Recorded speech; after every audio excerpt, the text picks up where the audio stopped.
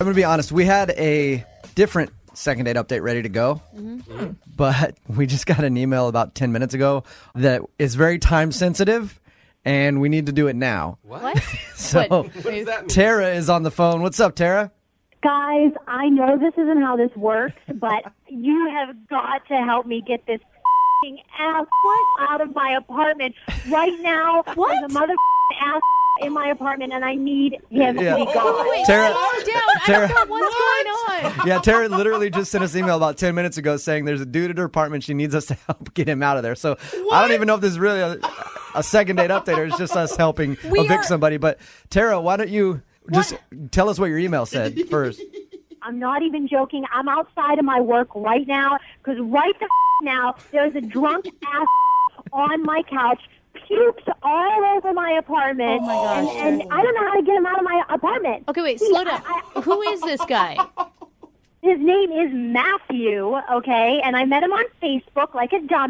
I shouldn't have met somebody on Facebook. Yeah. I know, like, it serves me right, but I don't give a like, I have to get rid of him. We messaged each other like 3 or 4 times. Finally, I agree to go out with him, okay? I'm going to meet him at a bar. Last night, I meet him. It was the biggest mistake of my damn life. Tara, you're amazing. What happened at the bar? The guy shows up almost 50 minutes late. I'm ready to walk out the door. I get no call. He walks in, and as soon as he sees me, he comes over and he puts a giant hug on me, and I smell so much liquor on him. Yeah. And he goes to kiss me. What? So- You showed up hammered. He's like, How- that? So you met this drunk DB on Facebook and then you took him home? Yeah, why wouldn't you just leave? Here's the thing. He was already drunk, and he's like, let me just pay for a drink for you. And I didn't want the drink, okay? I wanted to get out of there. But he's like, no, let me make it up to you. He flags down the waitress, gets a drink. He buys himself a shot and a beer and downs it, and he's ready to pass out. And I was like, what do I do with this guy? So I didn't know what to do. I was like, let me call you a cab. And he's like, he couldn't even tell me where he lived. And I was like, well, I didn't want the guy to get into an accident. So I go to my apartment. I was like, just sleep it off on my couch. I wake up this morning. Yeah. My whole apartment stinks like piss and vomit. Oh my Pants. Did you tell him to leave? Yes. I was like, are you a badger? Get the out of my house. So I throw a pillow at him. I was like, get up, get up, get up. And I'm trying to drag this large man out of my house. I throw water on him. He will not get up. Okay? Tara, what do you want us to do? Yeah.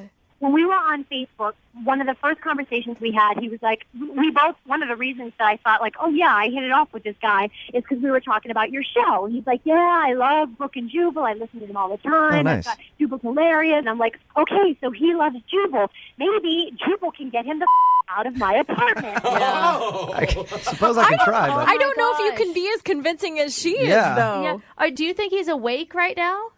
I hope to God he's awake, because if you guys can't help me with this, I'm going to call the cops. But I was like, look, I don't want to ruin the guy's life. Yeah. I'm going to give him a chance. I just want somebody to maybe like talk some reason into him and Oh, my gosh. embarrass him and just get him out of my place. all right. This is Well, I hope we get a second date out of Yeah, this. me Yeah. too. Okay. Oh my God. no. Tara, we're going to play a Oh, song Tara. for you. Come back and call him and get your second date sort of update / kick somebody out of your house. I don't know what's going to happen, but we'll do it after this song, okay? The f***ing train wreck. Thank you. Moving 92.5. Brooke and Jubal in the mornings. Second date update. We've been doing these second date updates for a while now, trying to help out people's relationships. Today, though, we're just trying to evict someone from an apartment who's been squatting there. Tara's on the phone with us, and Tara literally sent an email just a little while ago that a dude who she met last night, who was hammered at the bar, took him back there. He passed out on her couch, has puked everywhere, and refuses to leave her apartment. She's at her office right now because she had to leave, and she wants us to call and get him out of her place. Oh, my gosh, Tara. Tara, you've tried to call him a couple times from the office. What has he said to you when you've talked to him? I talked to him a couple of times, Yeah. and I was like, what the are you doing in my apartment? Get out. And Yeah. he keeps saying to me, I want to make it up to you. I'm like, no. make it up to me? I'm going to have to defumigate my entire apartment. And he goes, no. He tells me this morning that he's cleaning my couch. And I was like, no. I need you to take my couch, strap it on your back and walk down 3 flights of steps because I'm going to have to throw it out. Tara, are you ever going to be nice to a human being again after this? No, I am not. This All right, is crazy. Tara, we're going to call him right now, okay? And see if he'll answer his phone and try to get him out of your place. But you need to chill, though, when we call him. Don't, lay into him right away. Let me try to work on him a little bit and see if we can get him out. Do you have a game plan? No, I don't. I have no idea what I'm going to say. But I guess we'll try to figure it out when we call him. But just give us a chance. I'm shaking right now. I'm so pissed off. I'm shaking right now. All right, we're going to call him right now. Here we go. This is unbelievable.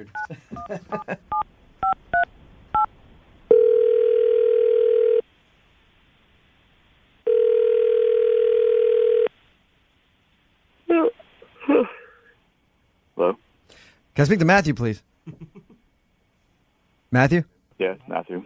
Matthew, what's up, dude? This is Jubal from Brooke and Jubal in the morning. I'm moving 92.5. How are you? What do you mean?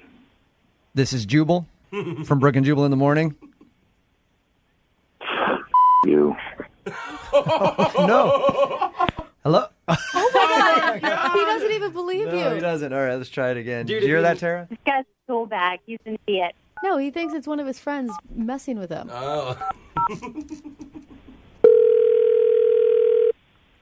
Hello? Matthew, don't hang up again, man. This is Jubal from Brooke and Jubal in the morning. Seriously. What? I'm calling you because Tara called us this morning. Tara, the girl whose house you're at. Hold on a second. Hold on a second. So wait. This is Jubal. I'm Jubal. Tara said that you were familiar with us and that you talked about our show.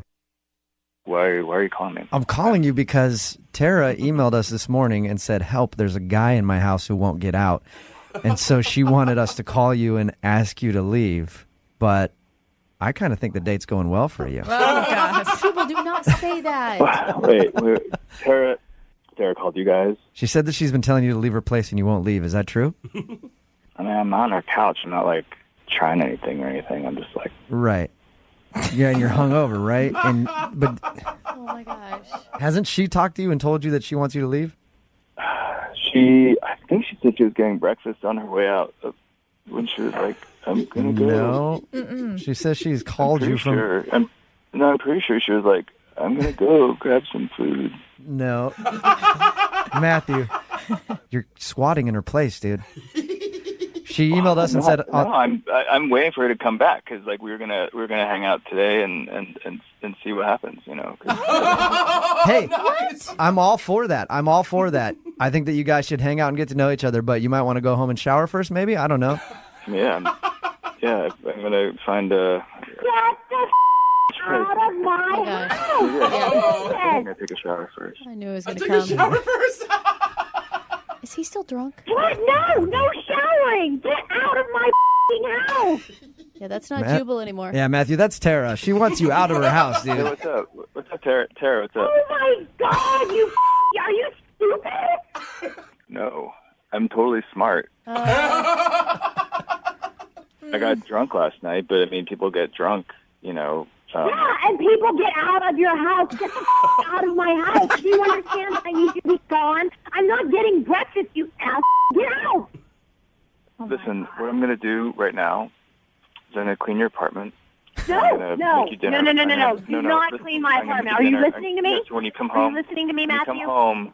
when you come home, I'm gonna have dinner waiting for you. It's gonna be awesome. What? I realize that. I f***ing psychopath. Sarah. Get out of my apartment. Listen, Jubal, will you help me out here? Listen, I know hold on a second. Okay, I know I f***ed up date, but I didn't show you the best version of myself last night. I'm not. Any version of you. Do you understand that I don't want to see any version of you? Tara, the's not a lot of guys that will make a woman a home-cooked meal. I'm just saying, you might want to think about it. You're helping the wrong person. Yeah. Matthew! Listen, I want us to try this again because I know last night was stupid. I'm a better person than that, and I want you to see that. What? Why did you get drunk in the first place? Why did you show up to your date just wasted? I got out of work, and my buddy made me, well, didn't make me, but wanted me to go talk some stuff over with him. He started getting drunk, and he kept buying me drinks, and by the time I just like showed up. This sounds like so many conversations that I have had with people in my life. Dude, I not feel kidding. you so much right now. I agree, actually. You know what I mean? And like, I didn't mean to show up wasted. I was blind drunk by the time I walked into the bar, and I was like, ooh, and like, I'm still kind of Yeah, and touched to vomit all over my couch. Yeah. That I is know, and so I'm cleaning gross. it up. I found her simple green. I'm cleaning it up. What are you talking about, Matt? Tara, look why would she give you a second chance ever? Well, why not? He's cleaning her house. He's going to make her dinner. about? That sounds like a fabulous date for me. He was 50 minutes late, blackout drunk. Out of the kindness of her heart, she took him in. She's Yeah, just that was doing last damage night, control. though. Yeah, now though, he's planning a romantic evening. Tara, I think you should think about it. Oh my gosh. Jubal. I'll pay for you guys to have your first date tonight. I'll pay for the groceries for dinner. Yeah, I mean, I can't go buy groceries because I don't have a key to the apartment, so I can't. I No, locked out, you're not. You don't have a key. Oh, psychopath, I'm calling the police. No, I'm don't call the cops. No, don't call the police. Don't call the police. Just listen. Just try it again. Matthew, leave. Matthew, I think you should run. Horrible.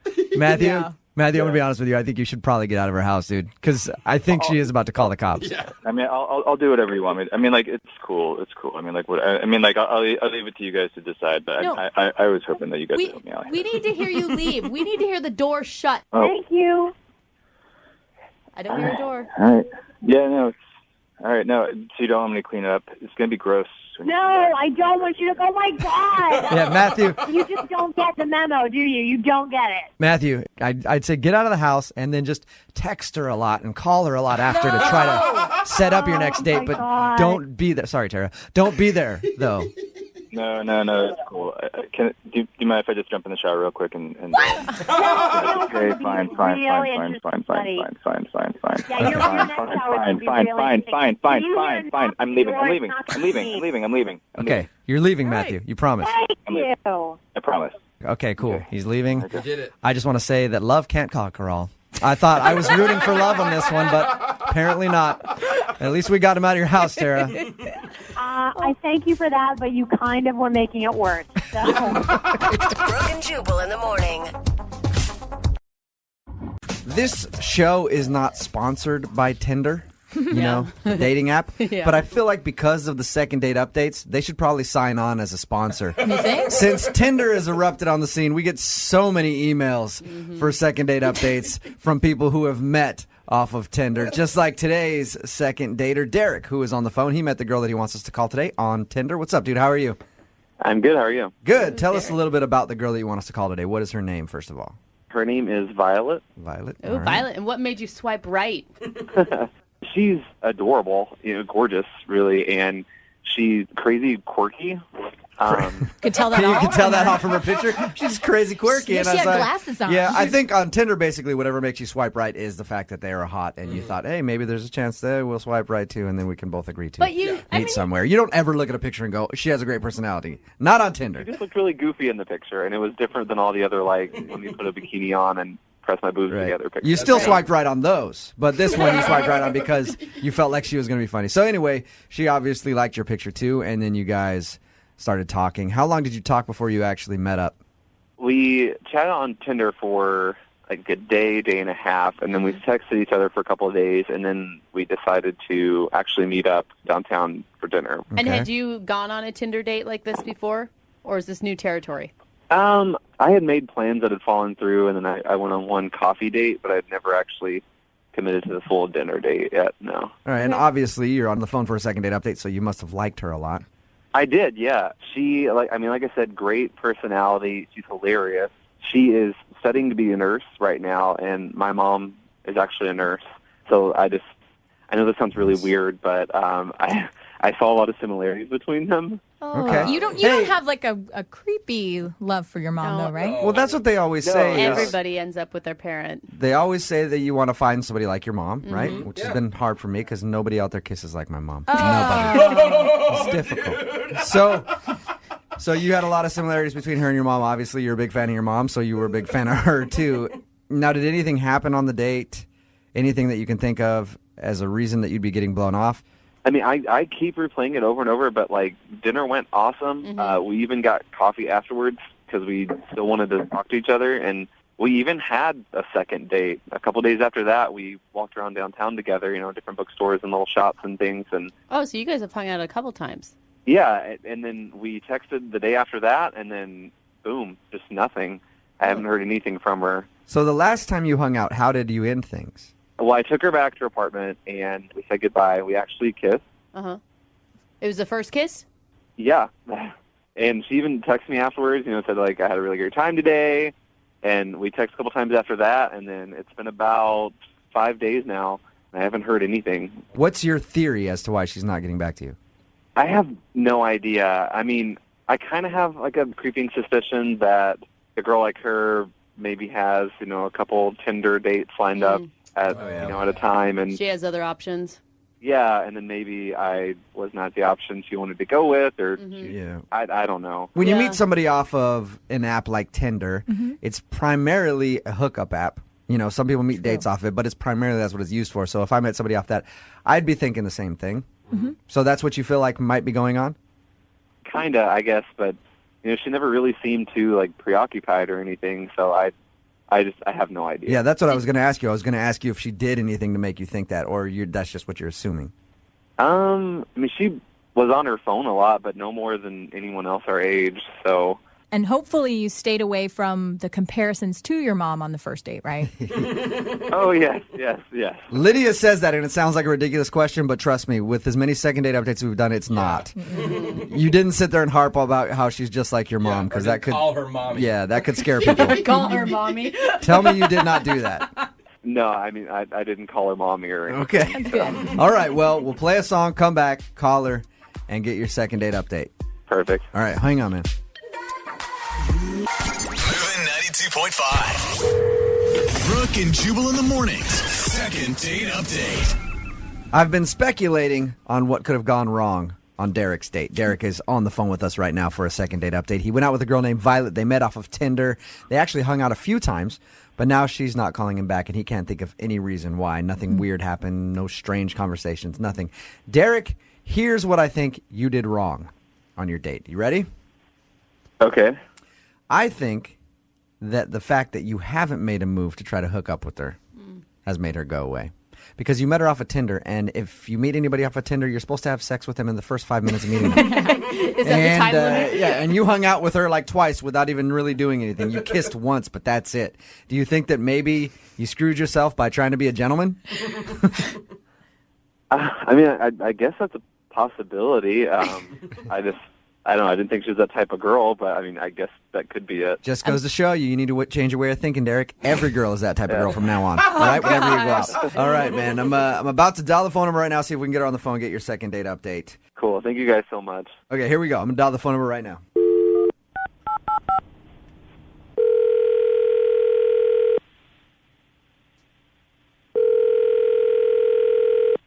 Hello? Hey, Violet, it's Jack. I'm sorry, who? Jack, we met off Tinder. What up, girl? Remember me? No. You don't? We totes hung out like 5 times. Sorry, I think you have the wrong number. No, hey, Violet, don't hang up. This is actually Jubal from Brooke and Jubal in the morning on Moving 92.5. Okay. We've never met on Tinder before. Do you listen to the radio show at all?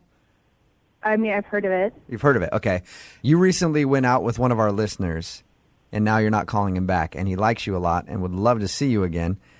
But since you're not answering his calls, he asked us to call you and see if we can get you on the phone and ask if there's something wrong with him. His name is Derek.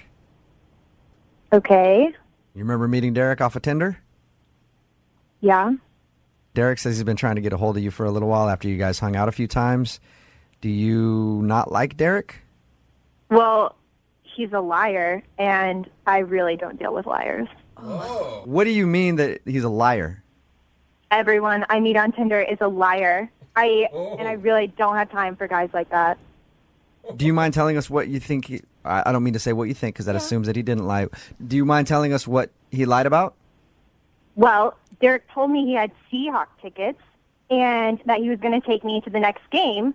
And then the game came and went, and guess what? No invite. Wait. So, okay, Violet, you feel like he lied to you about inviting you to the Seahawks game? Yeah, obviously. He probably doesn't even have Seahawks tickets. He's probably just trying to make himself look good, being all like, oh, yeah, I have Seahawks tickets, baby, I want to take you. But don't you think maybe he could have invited you to another game? Like you may be jumping the gun, assuming that he's just a lying jerk right away? Mm-hmm. I'm sorry, what's your name? Jubal? Jubal. I didn't call you. You called me. True. Okay, and I'm telling you the truth. Okay. He told me that he had Seahawks tickets and that he was going to take me to the next game. So he's a liar because he didn't do that. Did you? He is a liar, just like every other guy I've dealt with, okay? Did you ask him about the game afterwards, or? Honestly, I don't even want to talk to him anymore because, like I said, I just don't deal with that. Wow, okay. You sound so upset. Uh-huh. And you don't really have proof that he doesn't have tickets, right? He just didn't invite you. I'm just a little confused.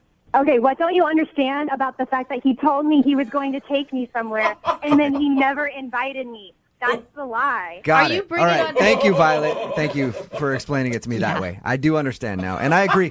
I wouldn't want to go out with somebody that lied to me either, especially if they strung me along with like going to a Seahawks game or something and they never invited me. So I understand why you don't want to call Derek back. Finally, you get it. How many times do I have to explain this to you? Hey, Violet, I'm just... Don't judge me and don't call me anymore, Violet, okay? Violet, I'm not judging you at all. I'm actually on your side. I'm saying if he lied to you, then you have every right to be upset at him. Okay? Whatever. I don't. Yeah. Hey, Violet, before I let you go, I know Wow. I can I'm sense... sorry, who's the girl back there? Who's the girl that keeps making those snarky comments? Yeah, that's me. Violet, Hi, it's Violet, Violet. I can sense that you want to hang up the phone, but I just hang on for 1 second, okay? What else do you have to say? I don't even know why I'm still on the phone with you. What the else do you have to tell me? I don't have anything else to say to you, but Derek does. Hey, Violet. Derek? Yeah? What the hell? What the hell? You call me into this radio station after you lie to me about the tickets? What the are you talking about? I didn't lie to you. I have season tickets. Damn, we've and been you told me talking you were for a gonna little take me under. to the No, game. I'm talking. We have been talking for a little under 2 weeks now. Yeah, I have season tickets. I didn't take you to that game because I'd already promised that to my best friend. You know, I assumed that you knew, since you seem like such a damn big Seahawks fan, that there's going to be more than one home game. Derek, you told me you were going to take me to a game and then you didn't. I was going to take you to the next game, but that now. You know, maybe you should let people on Tinder know that you're such a selfish before they start talking to you. That you're just trying to whore yourself out for Seahawks tickets. Whoa! I feel like it's right now. Swinging. Yeah. You know what? I don't even believe that you have tickets, okay? You know, I'm sorry. I assumed you weren't a card. You knew that there was more than one damn home game. Oh my god, that's my favorite. I'm sorry. Yeah, you know what, guys? I know how this show works, and you usually ask her if she wants to go on a second date, but screw that. Yeah. You don't want a second date? Hey, Violet, I was just about to ask if you will go out with... Well, maybe she wants a second date. Violet, do you want to go out with Derek again? That's a dumbass question, okay? Got I it. do not deal with liars, and I know one when I smell one. I'm done. Yep. That was quick. That was a quick second date update, short and to the point. Derek, did you know she was a psycho? Because you sounded like you liked her a lot. Did she show any signs of that when you were on your date? No, I feel blown away right now. I had no idea. God. She must be like really hot and you weren't paying attention or something because that was intense. Mm-hmm. No, that's like two different people. Like, that's just ridiculous. I thought I was a Seahawks fan. Yeah, seriously. Yeah, so she basically thought that you lied to her about having Seahawks tickets and then felt so entitled. That's the other thing that gets me, too. She just felt like, this guy has Seahawks tickets. He didn't invite me. He's a liar. He's a liar and a douchebag, and I don't want to see him. That's such an expensive date, too. She just expected you to give her one of your tickets? Yeah, I mean, we talked about it. She asked if I was a fan. I told her that she should come to a game with me sometime since I have season tickets. And I didn't set a date or anything, or we didn't pick out a specific game. What? Derek, you lied to her. Jeez. How dare you? Well, Obviously, you didn't get a second date out of the whole thing, but at least you dodged a big bullet there, I think. Oh, yes. One big, scary psycho bullet. Brooke and Jubal in the morning. Stephanie is on the phone with us, and she wants to do a second date update today to call a guy who she met in what I could only describe as hell on earth. I'm talking about a candle shop. You don't If like there those? is a hell, it smells like a candle shop. I can tell you that. No You talk cinnamon about bun? an instant headache. I can't stand in those places without wanting to vomit from all of the scents from the candles. But anyway, that's where she met the guy that she wants to call today. Hey, Stephanie, how are you? Hi, I'm good. How are you guys? I'm okay. I'm just having PTSD thinking about having stood in a candle shop before. Oh, come on. And pretty amazing that you picked up on a guy in a candle shop. What men are in those things? I actually thought the same thing. I kind of noticed him. I was a little curious what he was doing there, too. And, I got to say, he looks pretty clueless. He was kind of looking at the candles and smelling them and making faces that I'm sure you're making right now. So is he a candle enthusiast, or is he? Was he just... No, I don't think so. He, like I said, he seemed very out of place and kind of shy. So I decided to kind of go over and just see if he needed some help. Nice move. Yeah. We started talking, and he said he was trying to buy a candle for his mom. Okay. I thought that was so sweet, right? Do you think this guy is just trolling candle shops and making up a story about his mom the whole just time? looking for women. It's pretty smart. It is. Well, I mean, I guess it kind of worked, but no, really though, I helped him pick out a candle, and he went and bought it, and we both left the store, and that was it. He didn't ask me out or anything. Oh. But when he left, I was actually thinking that I thought he was pretty cute, and maybe it was a missed opportunity. And then actually a half an hour later, we ran into each other at another store in the mall. And in the bedding section of somewhere. You're just like, dude, this guy's buying candles and comforters. It's just a domesticated dude. surprisingly not, no. Okay. At this point, I kind of realized, why not just go for it. I was a little nervous, and I don't do this a lot, but I basically asked him if he wanted to hang out again. That's awesome. Oh, so you asked him out. Yeah, I asked him. I know, Nice. it's a little forward, but why not? Sometimes you gotta, make moves for yourself, right? Right, absolutely. Yeah, and it worked. It worked Yeah. because he seemed excited about that, and we exchanged numbers. I just picture this guy calling his friends after, like, oh my God, you guys, I was shopping for candles, and then this really cute girl totally asked me out. Oh my God. What'd you guys do for your date? Well, I texted him first and asked him if he wanted to meet up, and he said yes. So I ended up choosing a restaurant to go to. Okay, so you guys did a full-on dinner. We did dinner, and we ended up meeting. It was a Friday night. I picked a restaurant that it had a nice feel to it, but wasn't over the top or not, crazy expensive or anything. It was moderate. We had a great time. The conversations were great. And it went a little longer than I kind of expected. So the next thing I knew, we had been at the restaurant for a little over 2 hours. Well, but a lot of times that's a Whoa. good thing on a date, right? You're like, oh my God, we've been talking forever. Yeah, I mean, that's what I thought. It must mean that it's because we were just talking and we lost track of time because we were having a good time. And it wasn't just you talking, right? No, he definitely had his time to talk to. Okay. I allowed him to speak at certain points. But I thought that, maybe the night would progress. Maybe he'd come over, or maybe it would just be, to figure out when we would want to get together again. I don't know. But by the end of the night, he seemed a little, maybe like something else was on his mind, or he was a little upset or a little agitated. What was he doing to make you feel that way? When you can tell you're looking at someone and you can tell that they're looking back at you, but in the back of their mind, they're not with you. Right. By the end of the night, I just kind of got that feeling. And he wasn't talking as much. I was doing much more of the conversation. And Maybe he was thinking about some potpourri he had to pick up or something to go along with his candles.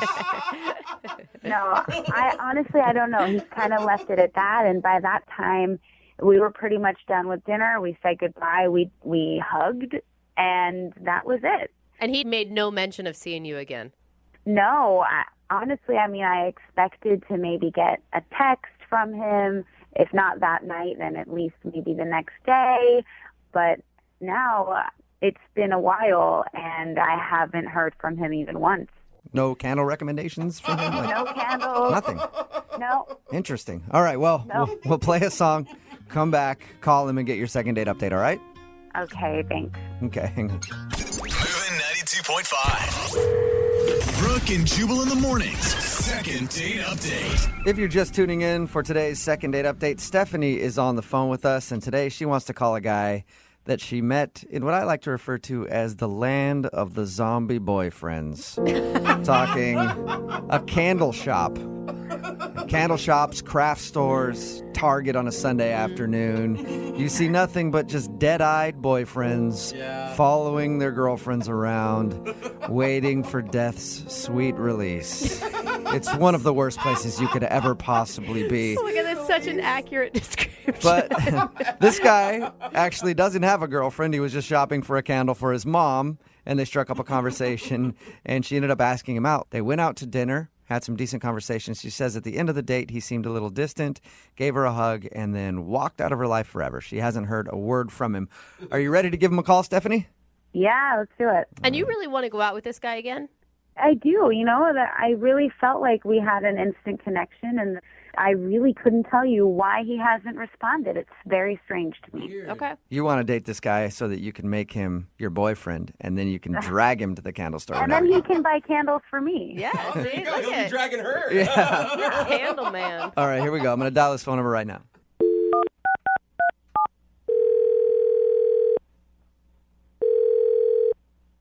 Hello? Hi, can I speak to please? Yeah, this is he. Hey, how are you? This is Jubal from Brooke and Jubal in the morning. Wait. What? Have you heard of Brooke and Jubal in the morning? It's a radio morning show. No. Oh, cool. Well, that's who we are. Okay. Do you want to know why I'm calling you? Yeah. We do a segment on our show called the Second Date Update. So you recently went out on a date with a girl named Stephanie.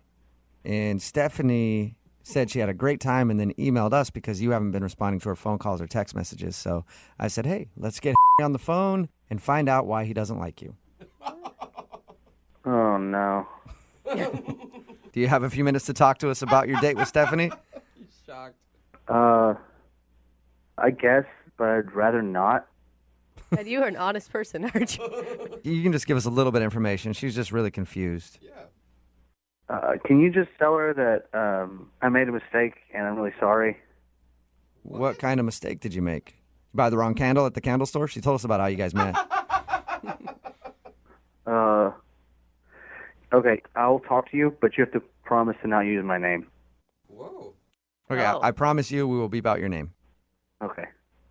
Okay. All right? So what's the issue?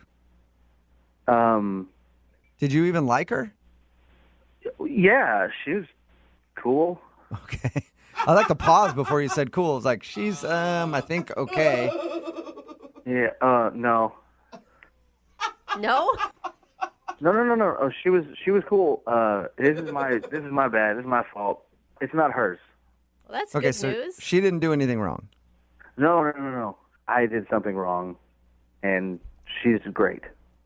Whoa, okay. So what did you do wrong then? Okay, I'm going to tell you, but it's going to sound really bad. Okay. It's not bad. It's going to sound bad, but it's not bad. Usually means it's bad. Like, I didn't ask her out. Like, Right. I ran into her later, and she asked me out. Okay. And I don't know. It's never happened to me with someone just, like, I've never had someone ask me out. So I don't know. But I have a girlfriend. Oh, come on. You have a girlfriend, but you went on a date with her. What? Yeah. She came with me to the candle shop, and she started talking to me, and that was weird. And It's weird for a girl to talk to you? yeah, that never happens. Oh, sweetheart. I just panicked, and I told her I was there to get a candle for my mom. So you lied because you liked the female attention you were getting from her. That sounds right. I was there shopping for my girlfriend. Of course. Oh, so the candle wasn't for your mom at all. No, Oh, Okay, but why'd you agree to go on a date with her if you had a I girlfriend? didn't. She didn't ask me out there. We ran into each other again, and then she asked me out, and I just, again, was so floored by it that I said yes. Okay, but you couldn't have said, I'm sorry, thank you very much, but I have a girlfriend? I suppose I could have said that. But you didn't. I did not. And even after, like, there was plenty of opportunity for you to text later and said, I'm sorry, I was so flattered. I'm not single. You know, I thought I might tell her, and then things just got busy, and I just didn't. I don't know how many times that has happened to me. It's always a good excuse, too, when you tell your girlfriend, like, why were you out with another girl? Oh, man, she asked me out, and then things got busy, and I couldn't turn it down. It was a really bad idea. I don't know why I did it, but we went out, and I could barely eat more than like 2 bites because I felt so guilty the whole time. It was just... She did say that when you guys were out, you seemed a little distant. I'm assuming it's probably because you were thinking about what you were doing. A little distant. Yeah, I was thinking about my girlfriend. And cheating on her? I didn't cheat on her. We didn't do anything. We just went out to dinner and nothing happened. I think going on a Friday night date with somebody else is kind of considered cheating. Is it? It wasn't a Friday night. It was just... But I don't think it matters what day of the week it was on. You still went out. It could have been a Tuesday night. You still went out to dinner with somebody else. What? And why did you never come clean afterwards when she was texting you and wanted to see you again? I was going to text her back. But why didn't you? Because I just figured, I had a girlfriend, so just ghost out. All right. Well, unfortunately, you can't completely cut her out of your life just yet because she's actually on the other line listening to this conversation right now. What? No. Yeah. No. Stephanie?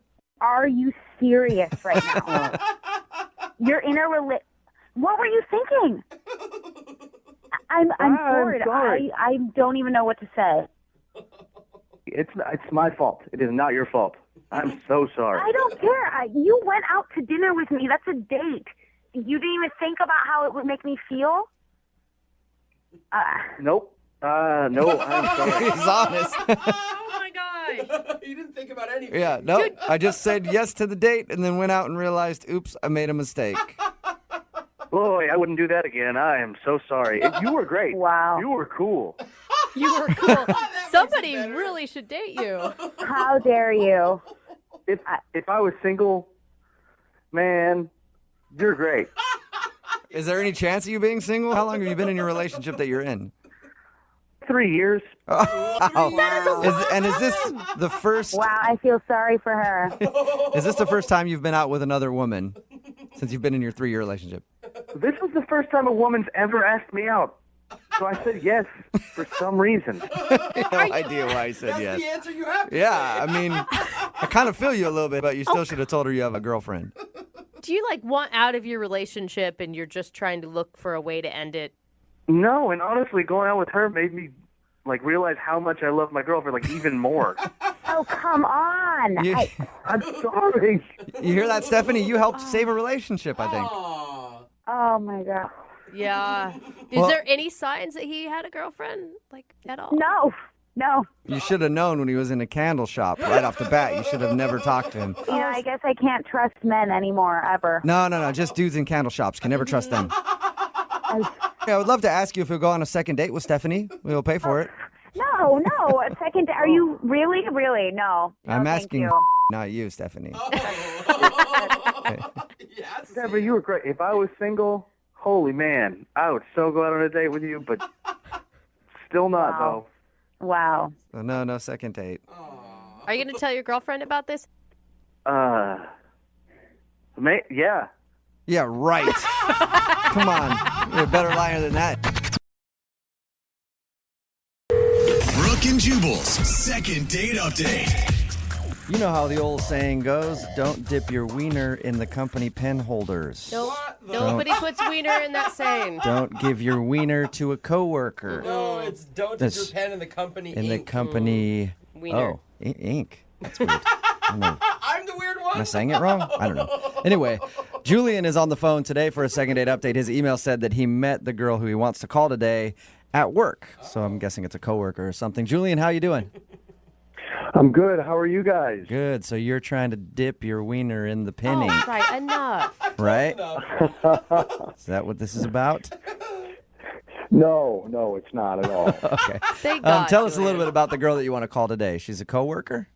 Well, she's not a coworker. She came in purchasing supplies at the office that I work at. So I guess she's kind of a client coworker. Nice. Okay. Seal the deal there. Customer. So did you ask her out while she came in to deal with, like... Well, no, because I think that's unprofessional. Basically what happened is she came in and she was working with me, or I was working for her, however you want to say it. I didn't want to cross the line, I guess. And then she ended up coming back because she hadn't got her parking ticket validated in the lot. And then you validated it with your wiener. Oh, my God. Enough with Am I wiener. right? Or am I right? No. I validated it and then had a nice conversation with her when I walked her out to the lot. Okay, well, where's the wiener come into this thing? I haven't heard anything about a wiener yet. No, there was no wiener involved in the validation. Anyways, I asked her if she would like to get dinner on Friday night, and she said she would, and I got her number, and I called her, and we went to dinner. What's her name, by the way? Christina. Christina, and how was dinner with Christina? Dinner was good. I mean, I feel like we had a lot of chemistry, and I like veal, and not everybody likes veal. And she wanted the veal, too. So we ended up ordering the same thing, which I thought was kind of a cool thing. And dinner went good. You guys both ordered veal. In other words, you're both fans of slaughtering baby calves. I like that about both of you. Seems nice. That's not what I think about when I'm eating veal. I like the way veal tastes. I'm not worrying about the process. Oh, that's why I like it. I picture the whole thing go on while I'm eating Not veal. why I like it. Not why I like it at all. Oh. Actually, you're making me like it a lot less by giving me that story. So if dinner went well and everything else, why do you think she's not calling you back? You know, I don't know. I mean, there were a couple things now I'm trying to run the night through my head. And like, did I do something wrong? Did I have, my fly open or my food in my face or how I ate? There's the fly open. There's the wiener. The wiener. I knew it. I could tell just talking to you that you're a wiener guy. I knew it. Yeah, you're right. How you figured me out? Oh my God.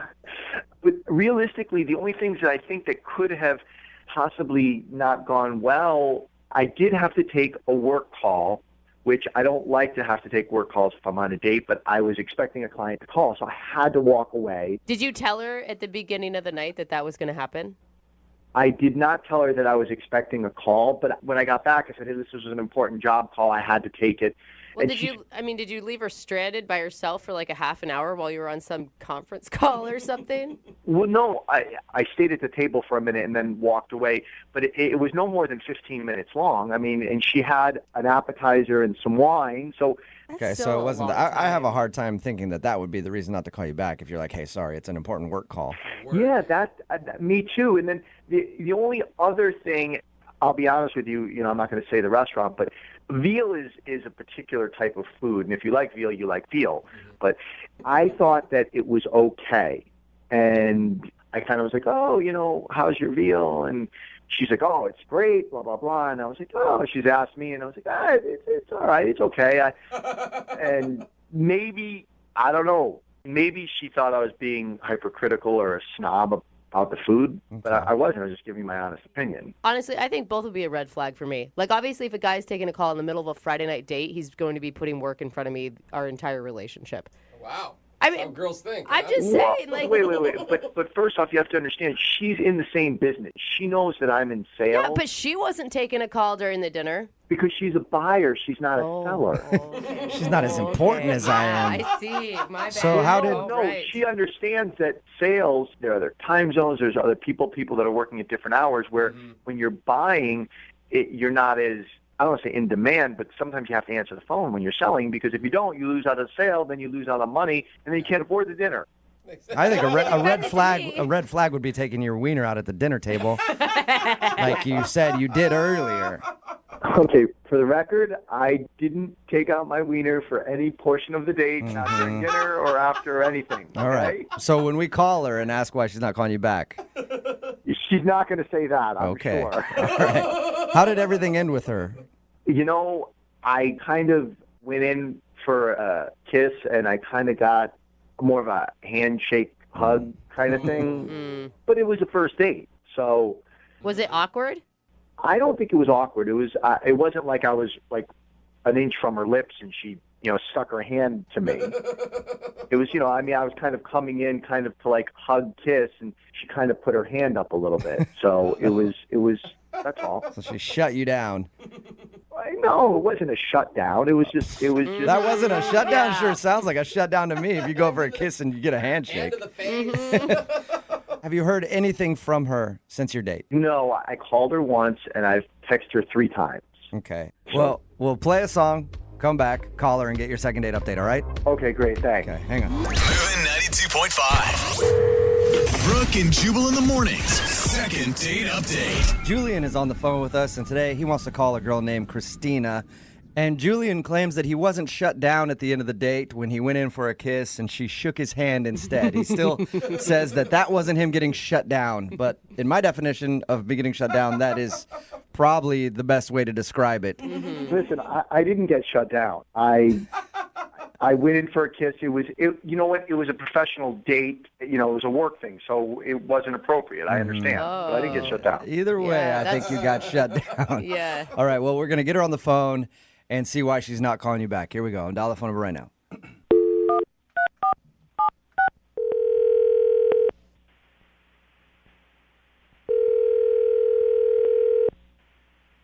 Hello?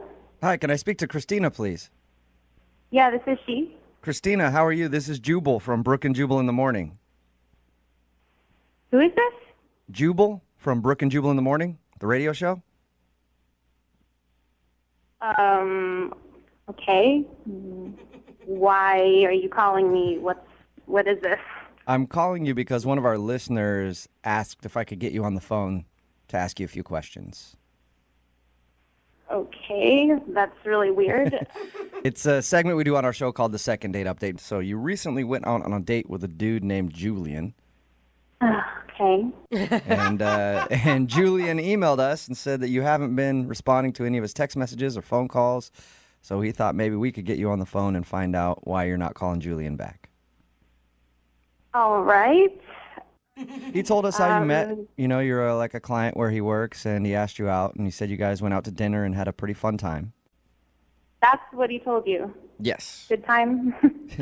So you didn't have a good time. I wouldn't call it that, no. Okay, what was wrong with it then? Because according to him, everything was great. He thought maybe he seemed like a food snob to you because he disagreed with you on the veal that you guys ordered. Yeah, he definitely has a very refined palate. That's one way to put it. Okay. He also said that he took a phone call in the middle of the date. Yeah, he did. It was a little rude. Okay. Yeah, I could see how that would upset you. I mean, that wasn't even the worst part of the date. What was the worst part then? I mean, he's a very smooth sales guy, but he's kind of got this seething anger underneath all of it. Did you say seething?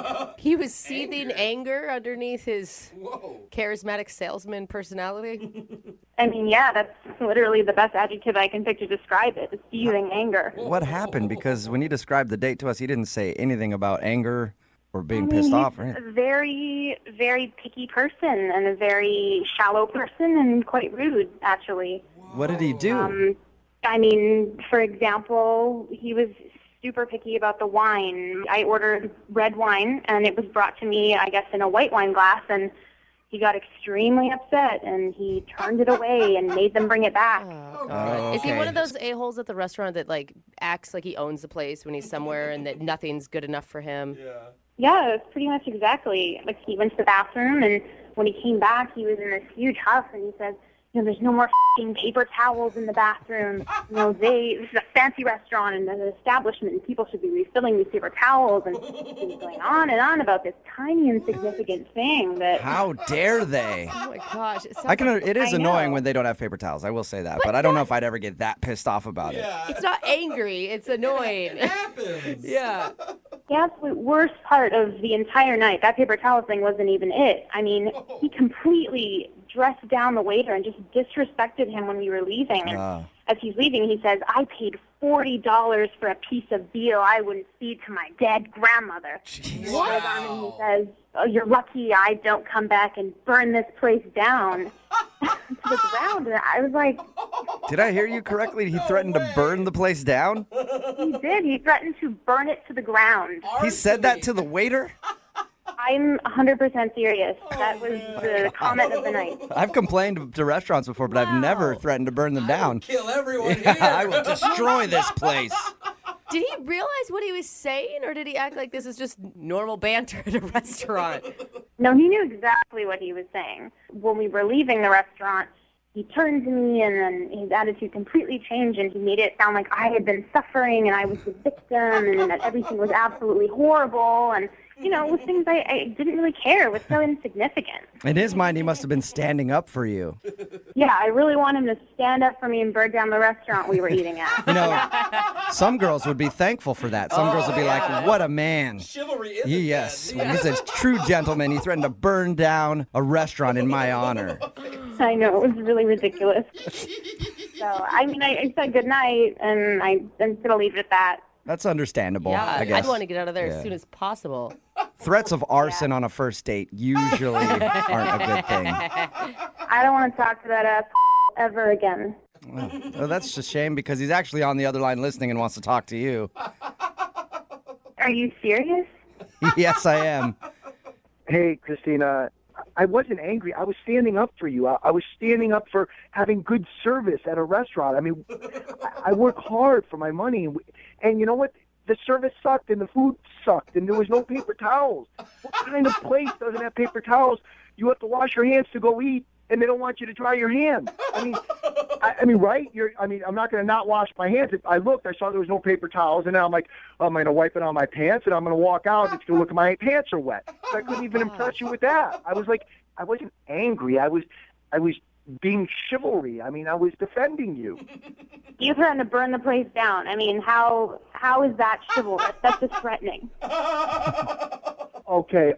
I think I shouldn't have said that. That was me getting frustrated because I was like, okay, the paper towels is one thing. The wine was another thing. The appetizer is another thing. The veal was another thing. I got so frustrated. You gotta stop talking. I've heard this already. I heard it at the restaurant. I'm hearing it again. You're just repeating yourself. You know, if you keep focusing on little insignificant things and being a rude ass to everybody, like, I don't know how women can stand to go on a date with you. It's no wonder you've been divorced twice. Ooh. What? Whoa, wait. You just brought up my two divorces, my ex-wives. I shared that with you? Are you kidding me? I mean, that's rude. That's mean. But that's an example. It's 2 strikes, and so this woman clearly couldn't deal with all of your crap, and neither can I. My crap, because I want good customer service, because I'm at a restaurant and I want good customer service. You can be a decent human being and be respectful about it. You weren't respectful. You just brought up my ex-wife. This isn't about you. This is about people in the service industry. You don't have to threaten people. You know what? I'm in the sales industry. You know what? I take care of customers. They need to take care of customers. You should know this. I mean, we're in this industry. Look, I don't even know what to say. I've stated my case. I don't know. In the service industry, sometimes you have to put your foot down to get some respect. So I was doing that with the waiter and the restaurant. And you know what? I think you need to show me a little respect because you know what? I was defending you. I think so, too. That's why I'd like to ask Christina, would you like to go on a second date with Julian? Holy crap. We will pay for it. Hell no. No, I don't. You answered so quickly there. Not if he's going to talk to me like that. No way.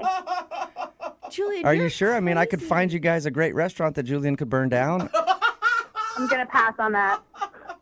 You know what? If you want to settle for mediocre service, then you know what? Go date some schlep who will take you to the drive-thru. I want to go to a 4-star restaurant where they treat you like a customer. We're right. We are supposed to get this stuff. Come on. I mean, really. Think You know about what? You know what? You've pushed the envelope so far. I was fine just not going another date with you, but you know what? I really don't want to do business with someone who has ethics like you. Oh, now you're taking personal and you're putting it in business, really? I'm going to tell the people I work with, my company will not be doing business with your company anymore. Are you kidding me? Based on a date? You know, it wasn't a date. It was your attitude that did it. I'm done with this conversation. Goodbye.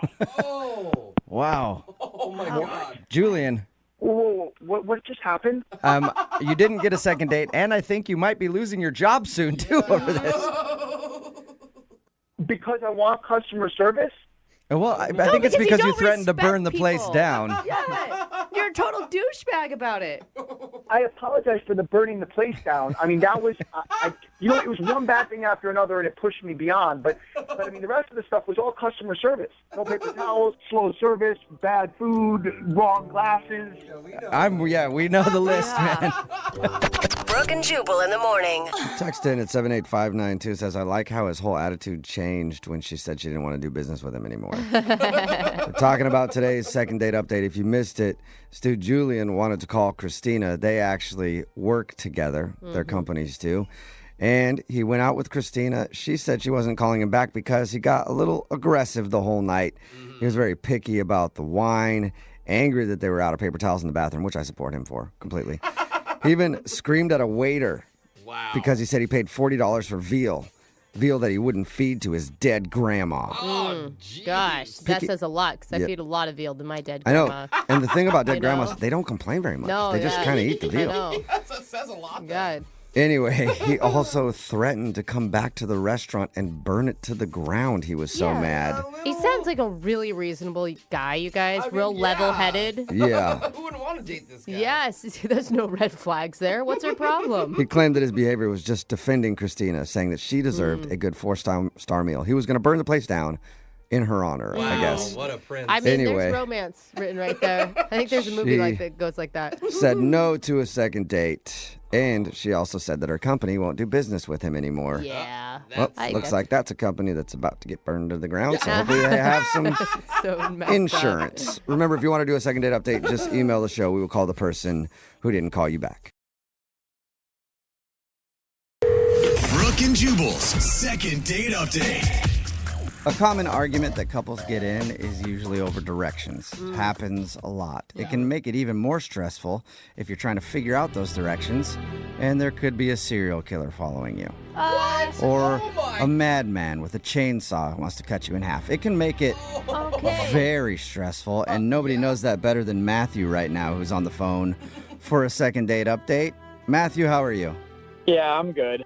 We'll get to the reason that you think you're not getting a call back in just a second. But first, tell us about the girl you want to call today. What's her name? Her name's Sarah. Sarah? Okay, and where did you meet Sarah? Hold up. We're just like nonchalantly going into Sarah as there was a madman following him. Like, I'm kind of more concerned about the serial killer than Sarah at this point. Is Sarah alive? That's why I said we'll get to it in a second. First, how'd you meet Sarah? We met online a while back, and I don't know, we just started talking, chatting it up and whatnot, and it was, the start of fall, so it would be the perfect time to go to a haunted house or something fall festive-y. Oh, I was concerned for your safety this whole time, and it turns out it's just one big haunted house hype. I just kind of wanted it to be games, rides, chill time, but it turned out to not be that at all. Yeah, according to your email, it seems like you might have had one of the worst dates ever. What? It kind of became like a haunted house, actually, because after all the games and the people and, whatever, there was this corn maze. And so, sure, we'll do the corn maze. And everything's going great, we're hitting it off, having a great time, bonding and all that. But then 15, 20 minutes start to go by and we're not seeing anybody else. We're lost in a corn maze. And I know that's the point of a corn maze. But it's getting kind of like a long time and it's starting to get darker. Darkest, just pitch black. I can see though, like if you're claustrophobic, like that's not a good feeling. Yeah, I didn't think I was, but I kind of turned into it was closing in on me. So you guys were struggling in the corn maze, and that's where all the madness started? Yeah, so I wouldn't say we were fighting per se, but we just kind of got short with each other, and I just know where we were going and where we were coming from. But then, I wanted to involve her, so we went her way. It just wasn't the right way. So things were not going great, and she started to panic, and I asked if she was okay, and she was not okay. And so I was like, okay, what could I do to calm her down? Because that's the worst thing is being, freaking out. Yeah. Panicking. You could have said, hey, we're at a corn maze and a pumpkin patch. I have a cell phone on me. I can call 911 if I need to. We're fine. I don't know if I would have called 911. I mean, I don't think our life is in danger, but I was trying to use my cell phone as a flashlight. Oh, gosh. It's getting that dark? Yeah. Yeah, exactly. And the battery was going down like crazy. That's scary, too. This is like a scene from a horror film. Yeah. It felt like it. So, like any good horror film, I needed some comedic timing and a little soften it up. And so I told her about this story. You know, when I was little, I got lost in this Toys R Us and started to, get nervous, but I ended up finding my mom. And then I look up, and she's crying. What? She was actually crying. You made her cry? I thought she was laughing, but then I noticed there's tears in her eyes, and I was like, what's wrong? It's like a cute little story. She was like, all she could picture was this little 5-year-old lost in Toys R Us and this sad story. And you made it worse. I thought she was crying because she couldn't figure out how to get out of there or something. She was actually crying because of your story? Well, that's what it turned into. Then she just started crying because of the corn maze. And I mean, not crying. She was bawling, like wailing. And she was screaming, like, help, lost. Didn't want someone to think I was, like, hurting her or anything. So did your date end there? Did you just, like, go, all right, I'm going to find my own way out? Or did you guys finally make it out of the corn maze? I thought about it. But I think it might have been, like, an hour and a half, maybe. Oh. We were in this thing. We just started seeing these flashlights like a search party, and it ended up being the workers of the maze. Uh-huh. They were like, I mean, coming pretty fast, too, because they were hearing all these screaming noises. Crying. Yeah, and they kind of looked at me like I was crazy, but whatever. We ended up getting out, and everything was okay. I don't know where we stand, really, because I haven't been able to get a hold of her. So wait, you got out, and then what happened? Did you just part ways, or? No, I took her home, and again, I was trying to, lighten the mood. I don't think it was probably the smartest. No. Yeah, you dude. apparently told her, suck at that. Another story about when you were 7 and you were left in a Walmart. No, I just told her that the GPS wasn't working. Like, the GPS was going crazy. Oh, like in your car? Yeah, and it was just like a subtle thing, I didn't even think anything of it, and then she did not appreciate that. Oh, Okay. dude. These are bad So jokes, at man. this point, she feels like you're making fun of her for overreacting in the corn maze, I'm guessing. I can see where that logic comes in. And have you talked to her at all since your date? No, I've been trying to text her, I've even called her a couple times, just kind of see how she is, because I just want to know about her well-being. Okay, so you're nice. okay with dating someone who may be a little emotional. Yeah, I mean, it was my fault because I put her in that situation, and if she wanted to go out again, I wouldn't take her to a place like that.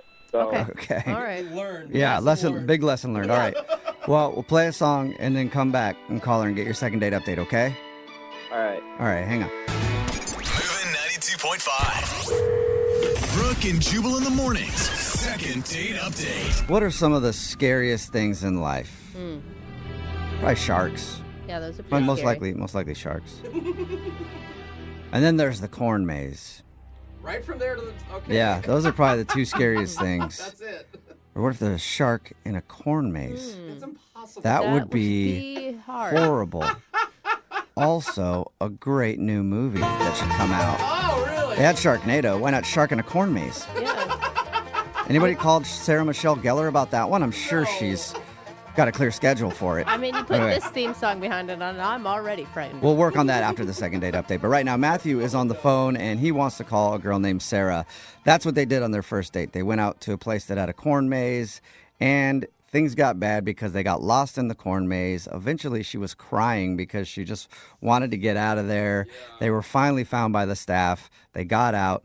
They drove home, and he made a joke at the end of the evening about his GPS not working in his car. She didn't like that joke very much, and she hasn't talked to him since. So we're about to get her on the phone and find out if we can get Matthew a second date. You ready to go, Matthew?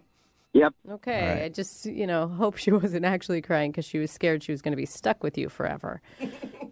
Ouch. Yeah. I'm just saying, prepare for that. We've heard some not very nice, kind things during these second date updates. Yeah, like I said, I just want to make sure everything's okay and she's not completely traumatized, and maybe we can do something else besides go to a corn maze. Okay. Yeah. Good All right. choice. Well, I'll dial her phone number right now. Here we go.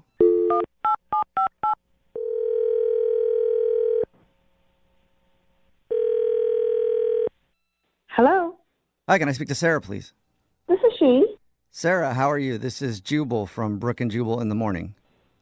This is who? Jubal from Brooke and Jubal in the Morning. It's a radio show. Jubal? No, that's my sister. My name is Jubal. Jubal, okay. And Brooke and Jubal in the Morning is a radio show, and we got an email about you from one of our listeners. That's why I'm calling you. Okay. Okay. We do a segment on our show. It's called the Second Date Update. It's where if you go out on a date with somebody and then end up not calling them back after, they can email us to get you on the phone and ask what happened.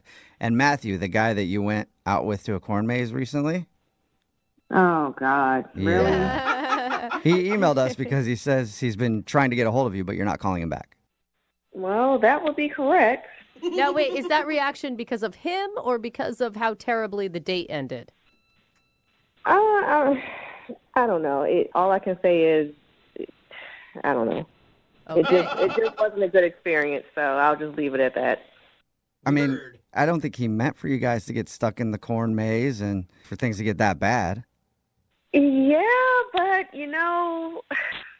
my mother has always told me that when you hold a man's hand, if you don't feel safe and secure, then he's not the one. When I held his hand, it was all sweaty and clammy and disgusting, and he just didn't act like a real man on this date. Like, I don't understand how we're lost, okay? We're lost, and I'm usually not that emotional, but I showed a lot of emotion. I'm crying, I'm upset, and he's just like sitting down on the ground with his legs up. Not going to move. I'm just going to chill here until someone comes and gets us. Like, who does that? Wait, he sat down? He sat down. Like, this could have been a real life or death situation. Okay. Because we're lost. Let's slow it down. You're in a corn maze. It wasn't actually a life or death situation. Maybe not necessarily, but what if it was?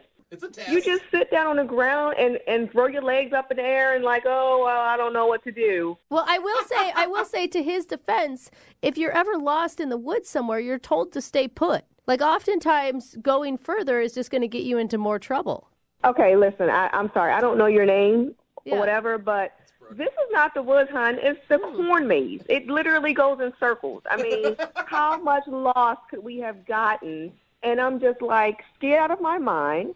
And he's doing nothing, just like, cracking jokes. Oh, I had this happen to me before. Well, guess what? It's never happened to me. So I would like to, I love my life. Hello, and I want to get out of here, like now. Wait, you were really honestly that scared? It's pitch black in a cornfield. No light, no nothing. I didn't want to spend the night there, and he was just acting like, well, someone will find us. We'll be all right. What? Okay, so basically you don't think he's the type of man you want to be with because he wouldn't be able to take care of you in like a life or death or any kind of situation, basically. Yeah, I mean, what if it was a real disaster like an earthquake or, we've had hurricanes and stuff. What are we going to do? Just sit on the ground and chill like, oh, we'll get swept away, but someone will find us? I just feel like that's a pretty unfair Okay, comparison. it's not like I got in a fetal position and was like giving up hope or anything. What's going on? Oh, Sarah, that's Matthew. He's actually on the other line listening and wants to talk to you. Apparently just started talking to you. Jesus, take the whole wheel. Really? I wasn't like I was just giving up. That wasn't the point. I wasn't trying to be this like wussy guy. Well, that's what it looked like to me, Matthew. And then on top of that, when we get in the car, you're like, oh, yeah, my GPS is screwed up. I can't even get us home. What was that? I was going for another joke. I mean, Another joke. I'm crying, and I'm upset, and I'm freaking out. You want to make another joke? We were at a corn maze. It's supposed to be fun, lighthearted, and it just got so serious. And you were yelling at the top of your lungs like I was going to kill you or something. So my emotions aren't valid to you? Is that what you're saying? That's how you would react if it was like I was your girlfriend and I was freaking out about something? You're just like, oh, well, it's just this. That's your answer? I was trying to be calm and trying to calm you down. I mean, what? I was supposed to freak out too? What if we were No, both you freaking weren't out? supposed to freak out. You were supposed to validate my emotions and make me feel like I was safe and secure, and you didn't do that.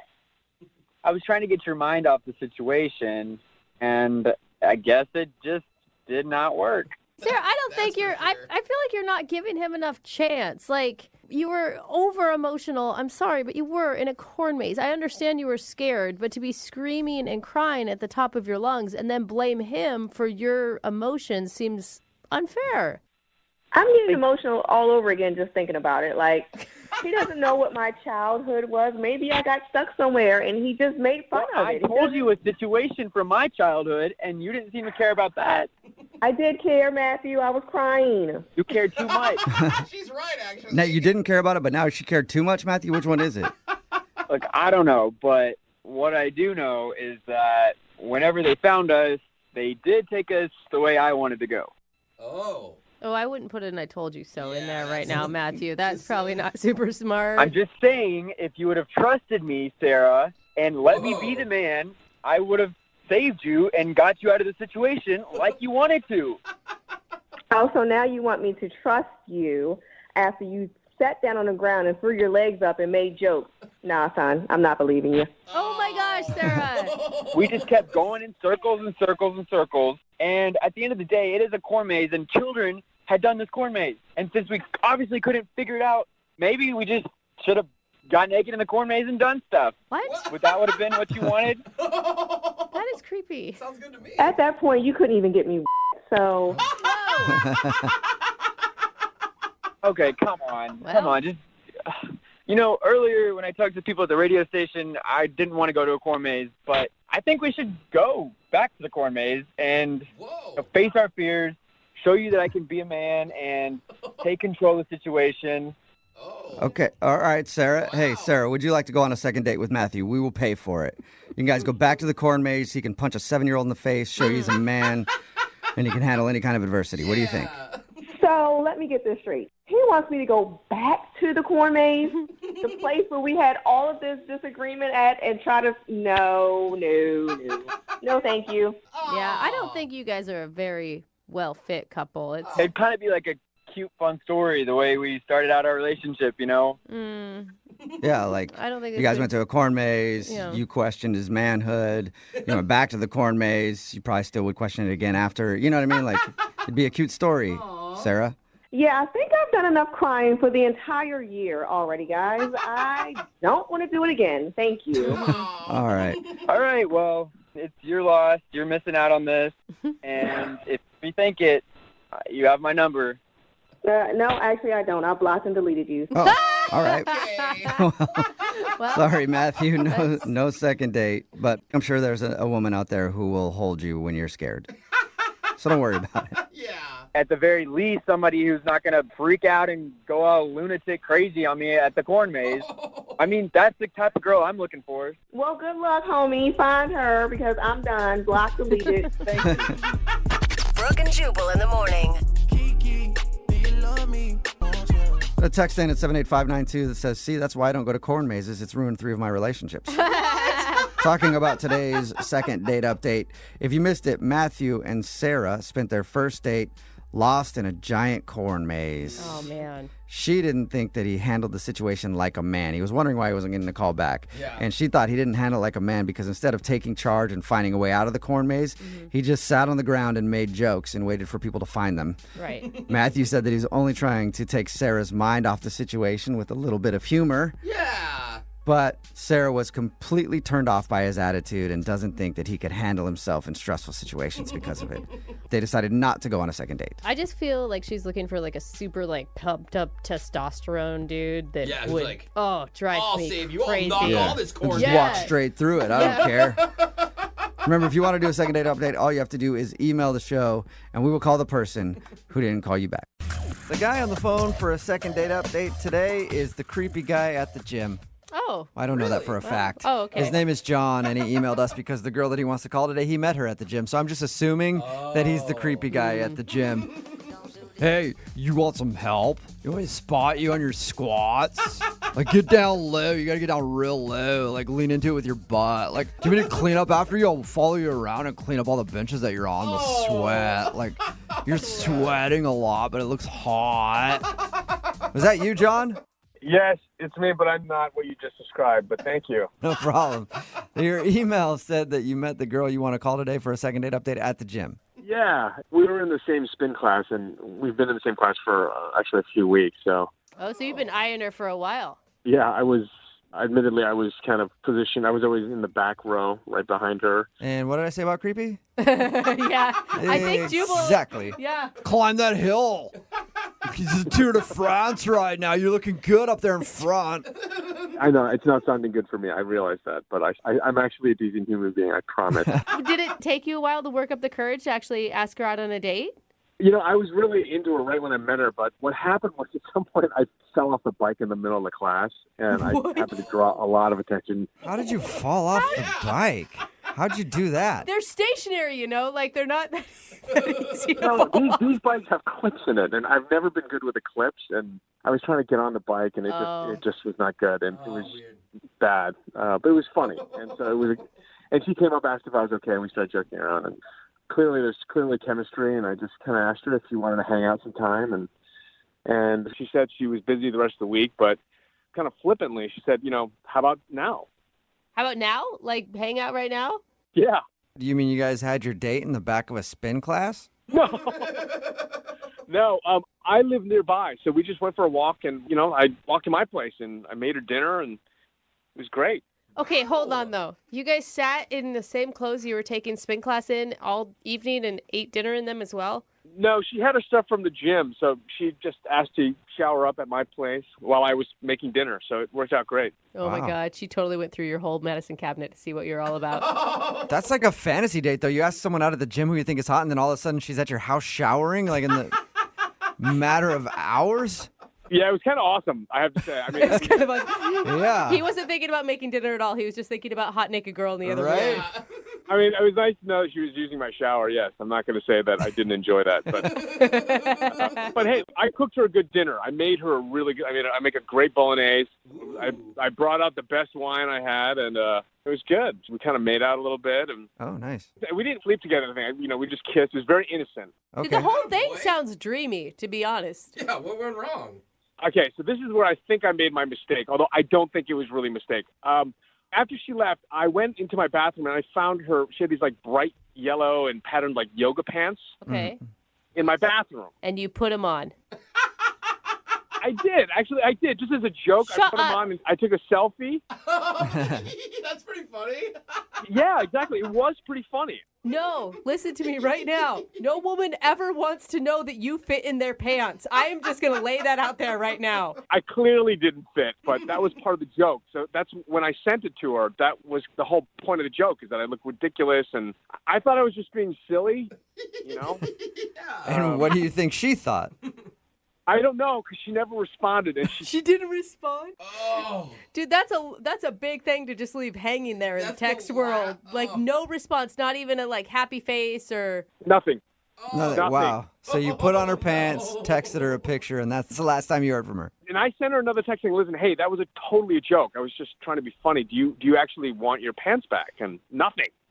Dude, and I will say, to not respond to that, those yoga pants are freaking expensive, man. I heard, If she wants me to replace them, I will absolutely to replace them and whatever she wants, but I can't get a hold of her in any way. She won't get back to me. How bad did you look in the pictures? I look ridiculous. That was the point. I look so bad. I'm just saying, maybe it was a turnoff. Maybe she saw the picture and she's like, now I can't. Oh, no. Like, I can never get that image out of my head.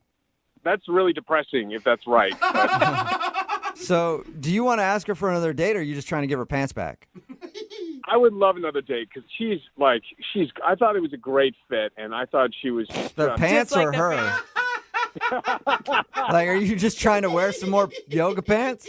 No, I would like to get those pants back to her and apologize if I offended in any way, but I don't know what went wrong, and I feel bad if I drove her away from her gym, you know what I mean? Like, it's a great gym. Yeah. I feel horrendous if I did that. All right, well, we'll play a song, come back, call her, and find out if you wearing her yoga pants ruined your chance at a second date, okay? Thank you. All right.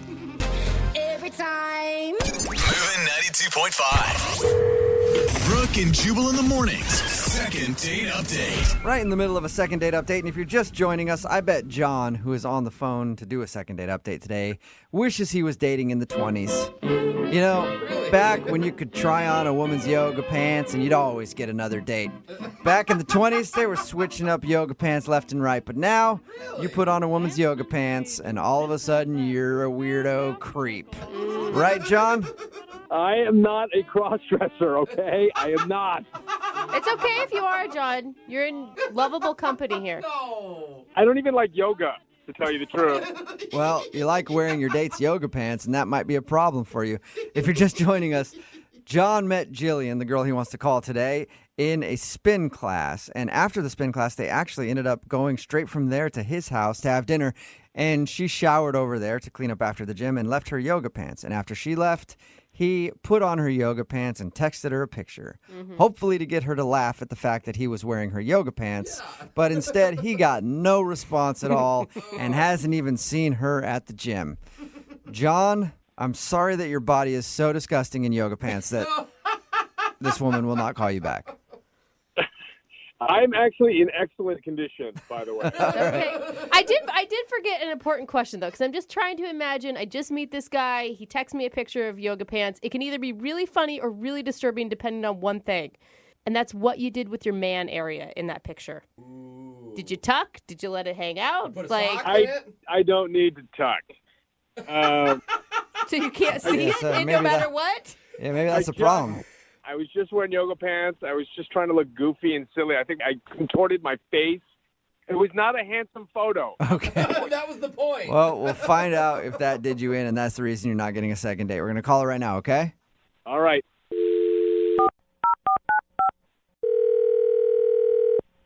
Hello? Hi, can I speak to Jillian, please? Yeah, this is her. Hey, Jillian, how are you? This is Jubal from Brooke and Jubal in the morning. Who? Jubal from Brooke and Jubal in the morning. It's a radio show. A radio show? Yeah, like the kind that's on the radio. That's a really good descriptor. Thanks. Yeah, I get what a radio show is, but why are you calling me? Oh, I'm calling you because we recently got an email about you from one of our listeners. About me? Yeah, it's a guy that you went on a date with. What? Mm-hmm. His name is John, and he looks pretty damn good in your yoga pants. Oh, my God. Oh, no, that's not good. John emailed us about you because you aren't calling him back. He emailed you and told you about me? Yeah. And told you about the photos? A little bit, yeah. Yeah, he told us that you met at a spin class, went back to his house and had dinner, and then after you left his house, you also left your yoga pants there, and that's when he took it upon himself to put on your yoga pants and text you a pic. Oh, my God. I mean, from his description, your guys' date sounded dreamy. The date was fine. I'm just not really feeling him. Why is that? Is it because he texted you a picture of himself wearing your yoga pants? It was definitely the picture, yes. Dude. Wow. I mean, it was risky, right? It could border like funny or super creepy. And apparently it went super creepy for you. Yeah. Why wouldn't you just think it's funny that he's wearing your yoga pants? I mean, he was trying to joke around. You can at least see the humor in that. Yeah, no, definitely. I see the humor in the pants, but did he send you the photos? Have you seen them? No, he's only sent them to you, I think, or maybe some friends. I don't know. But I'd like to see them. If you got them, you want to shoot them to me? I'd like to see. Yeah. Trust me, you don't want to see them. They're creepy. They're that bad? Come on. Yeah. What's so Dude, wrong with it? It's the man area, isn't it? No, it had nothing to do with him wearing my yoga pants. Then what was so bad about the picture? Yeah. He's shirtless in the picture. It's okay. Is Okay, his that- shirtless body that disgusting to you? It really grosses you out? No, he's got tattoos on his chest. Oh. Okay, and? Well, on one side of his chest, he's got a gun. Oh, really? Like a very intricate gun. Okay. That can be a little jarring, maybe. And then on the other side, he's got the words kill count. Kill count? Yeah, with a bunch of tally marks underneath it. Whoa. He's a murderer? What the hell? That is creepy. All right. No wonder you didn't go to retrieve your yoga pants. Yeah, no, I know, and I want nothing to do with that. Okay, I'm sorry. Can I interject? Can I step in now? Sure, I guess. I'm scared, Oh, so early. go ahead. What's that? John is actually on the other line listening and wants to talk to you, and so that was him. Are you kidding me? John's on the phone right now. Hey! Sorry. Please don't freak out. Can I explain this to you? I I'm not a cannot crazy believe this is person. happening right now. I can explain this. It's not at all what you think. I swear to God. A gun with kill count isn't what she thinks? Okay, first of all, it's not. I didn't kill people. I hunt deer. I hunt deer with my dad since I was a kid. That gun you saw is actually the tattoo of the rifle that I got from my grandfather. It's a Remington deer rifle, and the kill count is the number of deer that I hunt. And I'm a licensed hunter. I drive a pickup. I got barrels of shelled corn in my truck. You're not helping your case. I just hunt deer. I don't kill people. I'm not, I'm not a gang guy at all. I just hunt, and and I'm a very responsible hunter. I prepare the venison. I store it. I use the whole deer, and that's all it is. Oh. John, how do I know that you're telling the truth? How do I know that this is about deer hunting? I don't have a criminal record. That just means you've never been caught. Yeah. You're a really good murderer. Do I look like a murderer? Sure. I mean, would a murderer be in a spin class? Really? You know really what? good question. No, murderers like to stay healthy too, okay? This is just getting out of hand. This is super strange to me. I don't like guns. I don't know you. I don't know who you are. Anyone can be at the gym, and I don't know. I have a bad taste in my mouth. I totally understand that. But just to let you know, I'm a sane human being, and what's strange to me is how the yoga pants did not repulse you. Yeah, no, I mean, the yoga pants thing was funny, but it's the fact that you have kill count written on your chest with a huge gun. You can't just send photos like that to people. I mean, you got to explain that. Plus, it's a really mixed message with those yoga pants on. Yes. Okay. I get it. I didn't really think of the optics on that, and I get your point, but I am not creepy. I will not hurt you. I am a good cook. Yes. Yeah, you are a good cook. You have that going for you. And did you like my bolognese? Yeah, it was good. Okay, that was with venison. That's with venison that I murdered. And Are you sure you're a hunter? Bad joke. My sarcasm is not coming across. It's just part of how I grew up, and there's no threat. I swear. Even still, can you still be attracted to him if every time you guys hook up, you have to look at a gun and kill count on his chest? What if I take a Sharpie and just put an S in front of the kill? Skill count? Creative. That sounds much more refined to me. Hey, Jillian, would you like to go out on a second date with John? We will pay for it. I don't know a lot of serial killers that make a good bolognese.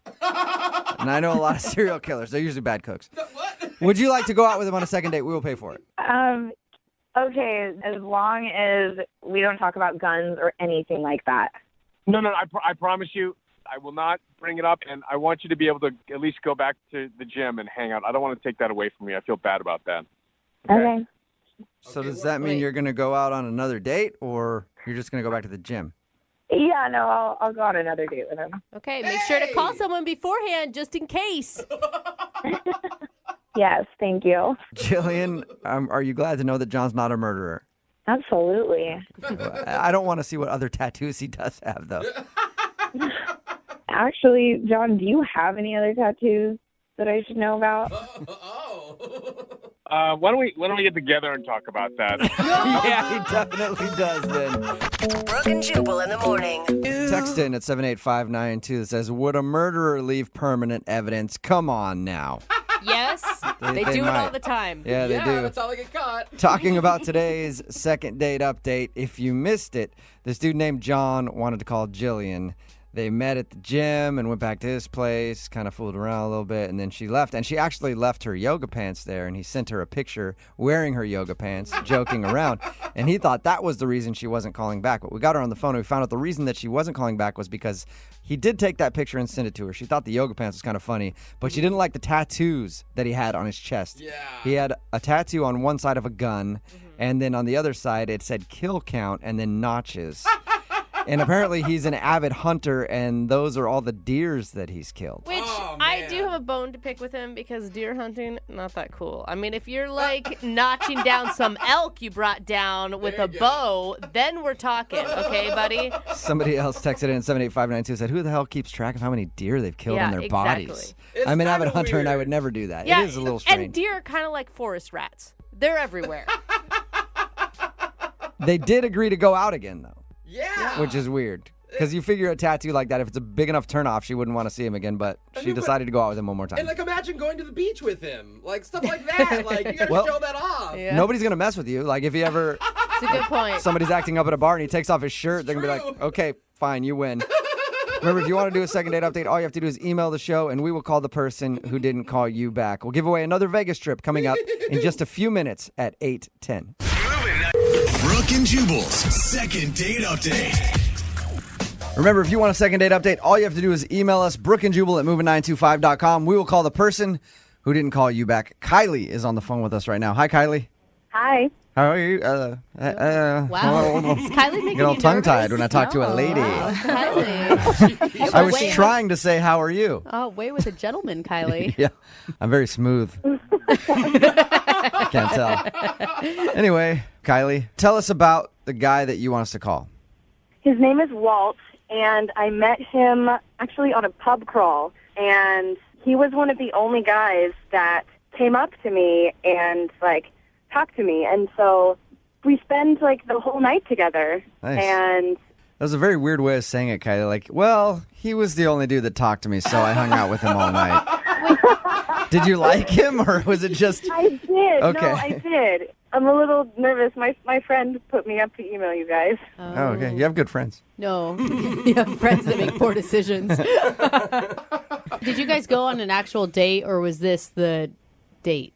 The pub crawl was the day. That's where we met. But after it was over, we decided we wanted to keep spending time together. So he came over to my house to hang out, watch a movie. Oh, watch a movie. I imagine Walt just being like, hey, so you want to go? And Kylie, yes. Yeah, whatever absolutely. It is. Yes. You're the dude that talked to me. I will go anywhere with you. Kylie, you're making this all sound really sober, too. And every pub crawl I've been on, by the last bar, is not so, hey, you want to go see a movie? No, yeah, not sober at all. Okay. Okay, So you just went back wanted to your check. place to watch a movie, and then what happened? So we end up cuddling on the couch, and he had this really strange request that kind of threw me for a loop. He wanted to be the little spoon. He actually asked you for Story it? of Jewel Flag's Not only life. did he ask for it, he, like, insisted. What? I will That's say, weird. sometimes my husband likes to be Little Spoon because he likes to feel my boobs No, on his back. no. I like being Little Spoon. Big Spoon, you can feel around and grab the boob. That's true, but Little but if Spoon, you you're just not- feel more comforted and safe. But if you're not ready for the boob grab, it's a good way to feel what you're working with. I'm just saying. Or it's a good way to feel like you're in the womb again.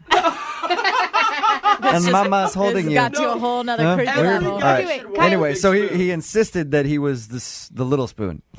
Yeah, and I was like, okay, I guess, why not? So we cuddle on my couch, and he ends up falling asleep. Wait, did he fall asleep or did he pass out? Probably passed out. Okay. So I go back into my bedroom, and I go to sleep. I wake up the next morning to go, like, check on him, and he's gone.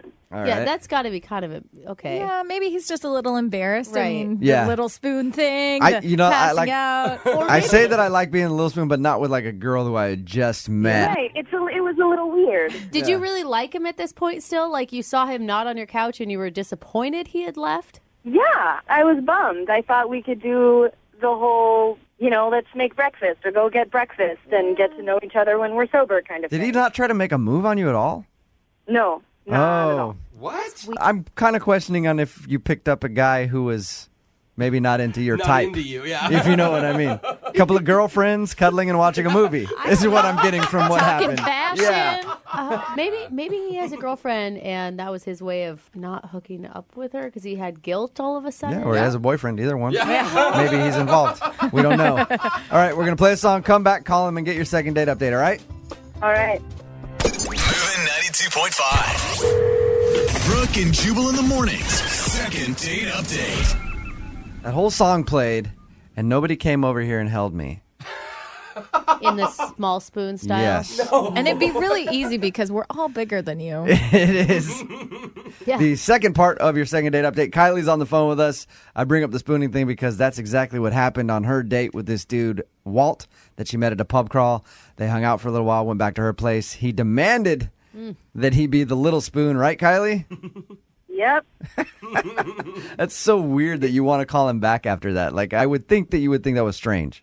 I do think it's strange, but we had a really good time. Like, we just had a really great connection. Or Kylie, he's really hot and you're willing to overlook it. Just to refresh everybody's memory, they spooned. He said he wanted to be the little spoon. Then he fell asleep on the couch. Kylie went to her bed, slept there, woke up. He was gone. They texted a little bit, and then all of a sudden it just stopped. I think it's more strange that he passed out.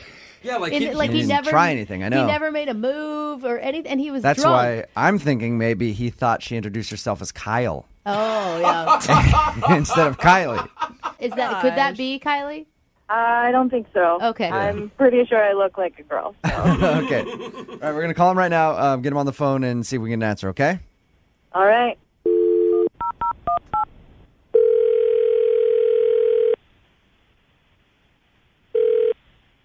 Hello? Hi, is Mr. Little Spoon there? Right off the bat? Hello? What? May I speak to Walt? This is Walt. Hey, Walt, how are you? This is Jubal from Brooke and Jubal in the morning. I'm moving 92.5. Hello, I am good. How are you? I'm pretty good. I'm excited to be talking to you, Walt. You went out with a friend of the show on a date. Well, I shouldn't say date. I mean, you guys met at a pub crawl and then hung out. Her name is Kylie. Do you know what I'm talking about? Oh, yes, I do, yes. Yeah. Kylie said that you guys had a good time, spooned on the couch. She told you that? Yeah, she said that you requested to be the little spoon. Can we just ask you right off the bat, what's your little spoon? Why? You know, I love being the little spoon. Who doesn't? It feels like you're being cradled by your mother again. What? You're a guy. You're So you don't mind. cradling. I don't... Walt, I'm kind of... I think it's comforting. Walt, I'm kind of with you there. I like being the little spoon, too. But I don't think I would do it the first time I was hanging out with someone. I'd ease them into being the little spoon. No, I'm a proud little spooner. Oh, my God. I have not one friend that has ever said they like the little Good spoon. for you, Walt. Wear it proud. Yeah. Wear it proud, buddy. You like what you like. For all the little spoons living in the closet out there, come out and be proud. That brings me to my next question. Is there a reason that you are not getting back to Kylie? That's why we're calling, because Kylie would like to go out again, but then haven't called her and haven't texted her, and she wants to see if she did something wrong or offended you. Well, we're doing the pub crawl together with a bunch of people. Yep. Yeah. And she invites me back to her place to hang out, and I'm thinking, sure, I'm kind of just going with the flow, and everything's going good, and I kind of realized that she maybe wanted to hook up, and at that point I felt really bad to tell her the truth, but I am gay. I am very gay. I knew it. Okay. And by the time that I was at her house, to tell her that I'm gay then, it feels like that I'm really just kind of making an excuse not to hang out with her. So that's when I was like, hey, can I be the little spoon? That was kind of my defense mechanism to keep our parts and our mouths away from each other. And then I'm not proud of it, but I just acted like I was asleep, and then she went to bed, and I just left. Oh, all right. You didn't even crash. You're sweet, You Walt. are. Hey, Walt. The girls love I know, Walt. I want to just go shopping with you and hang out and get some lattes. I mean, he's right. I would have thought he was full of it if he would have told me that in the heat of the moment. Walt, I should also let you know that Kylie is on the phone and has been listening this whole time. Hi, Walt. I'm sorry, Kylie. I should have handled things way better, but I didn't want to make you feel bad. No, it's, I mean, are you sure? Yeah, I'm pretty sure. I'm 100% sure. Very gay. Yeah.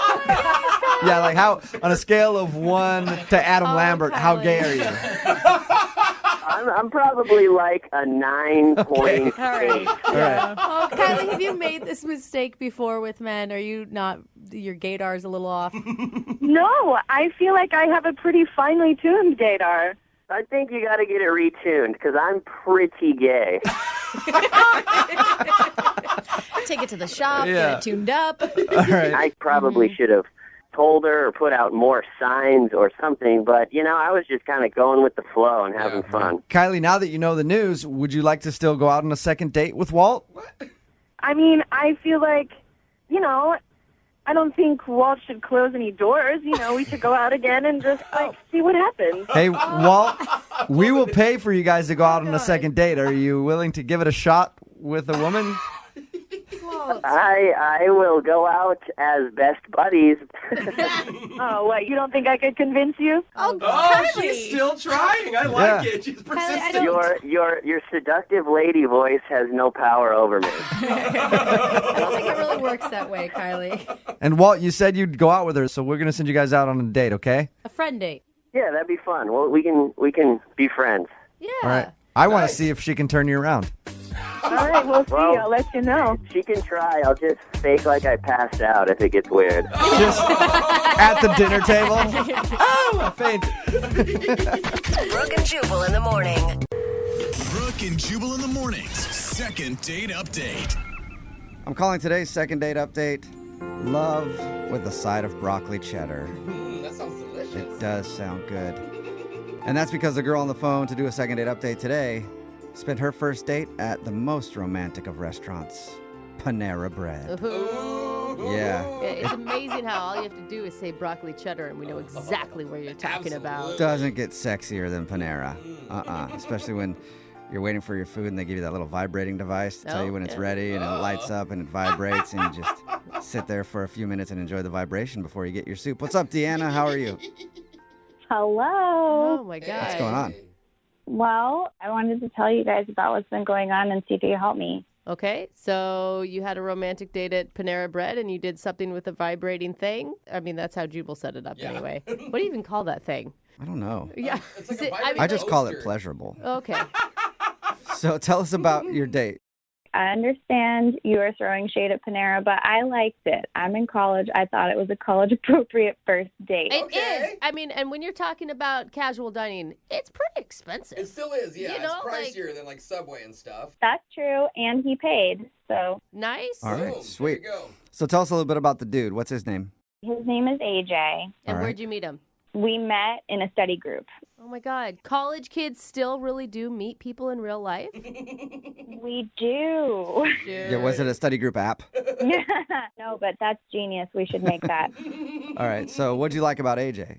I noticed him in our first study group, and, I thought he was interesting and funny, he was making people laugh or whatever. But I was getting everything in the study group. I felt really prepared, but I could tell he was struggling, and I was like, great, I can help him out and spend some more time with him. So I just kept staying, and everybody else was sort of falling off and leaving the study group, and it was just the two of us, and we worked together, and he was starting to get it, and we had a good time. We were talking and stayed pretty late, and then a few days later he asked me to have lunch. That's so exciting. Were you so excited? I was so excited. My heart skipped a beat, and I was really excited. And I kind of was conflicted because I actually did have class, but I decided that I really liked this guy and decided to skip class and go to lunch. Yeah, why not? Yeah. Free Panera, too. That's Hello. nice. So how was your date? It was good. We talked about life and where we came from and, all those things that I feel like you're supposed to talk about on a first date. And it went really well. And he actually at the end invited me to a party that he was going to the next night. So you ran home and tried on every outfit that you have in your closet and decided nothing was good enough, so you went to the store and bought something new. Totally. Yeah. Yeah. And definitely asked all the girls in my sorority what to wear, and we put together outfits. And so then the next night, which was the party, I was ready and waiting for his text with information, and I ended up waiting in my room all night for him to text, and he never texted me. He never texted you at all? No. Oh, and I bet you look so good. I felt really cute. Yeah, that's like the worst. And then you have to explain to every single person that you live with, like, oh, why are you still home? Exactly. They all helped me get ready, and then it just like never happened. It was so awkward. And I'm guessing you haven't heard anything from him since either. Well, no, because then the next day I texted him being like, what happened? Like, what's up? And he just never responded. Why do you want to see this drink again then? The thing is, you have to make it seem like to him, like, well, I had other plans anyway, even though you didn't, and you ended up waiting the whole time just to save a little bit of face. I know, something. And like what makes it even more awkward is we have class together tomorrow. Yeah, that's what I was going to ask. I was going to ask if you saw him since you guys are in that same group and everything. So it's like not even that I want something to keep happening. It's that I actually have to keep seeing this person. And so I want to get it worked out before. Yeah. Okay. Do you know anybody else who is at the same party? I don't think so. It's a group of people that I'm not friends with yet. So you couldn't get like a report on if he showed up alone or not? No, like, of course I'm worried that he got there and hooked up with someone right away and totally forgot. Right. You have any idea why he would blow you off like that, though? I really don't think I did anything. Like, we just met, and I've only been, like, very accommodating. Yeah. Right. And I just keep thinking back to our date at Panera, which I feel like went so well, and I just feel confused. Okay, cool. Well, we'll play a song and then come back and try to get an answer with your second date update, okay? Okay. All right, hang on. Moving 92.5. Brooke and Jubal in the mornings. Second date update. Right in the middle of a second date update, and if you're just joining us, Deanna is on the phone, and she wants to call a dude named AJ. They actually are in college together. They met in a study group, and then they had their first date at Panera Bread. She said she enjoyed it a lot, and then they made plans to go out to a party. She got all ready to go, but he never texted her. Also, to make matters worse, they have their class tomorrow, so she's probably going to see him, and she wants to get this all sorted out beforehand. And Deanna, I really hope this works out for you. I do. I do too. I really had a good time with him. I like him. I think he's a good guy. I hope, in a few months you guys hang out and then you're calling home from school to talk to your parents about a pregnancy scare or something like that. You know?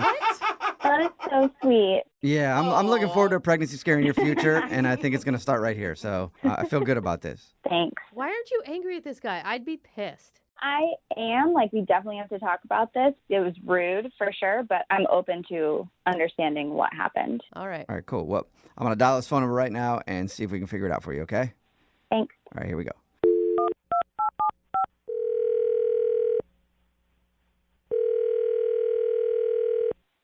Hello?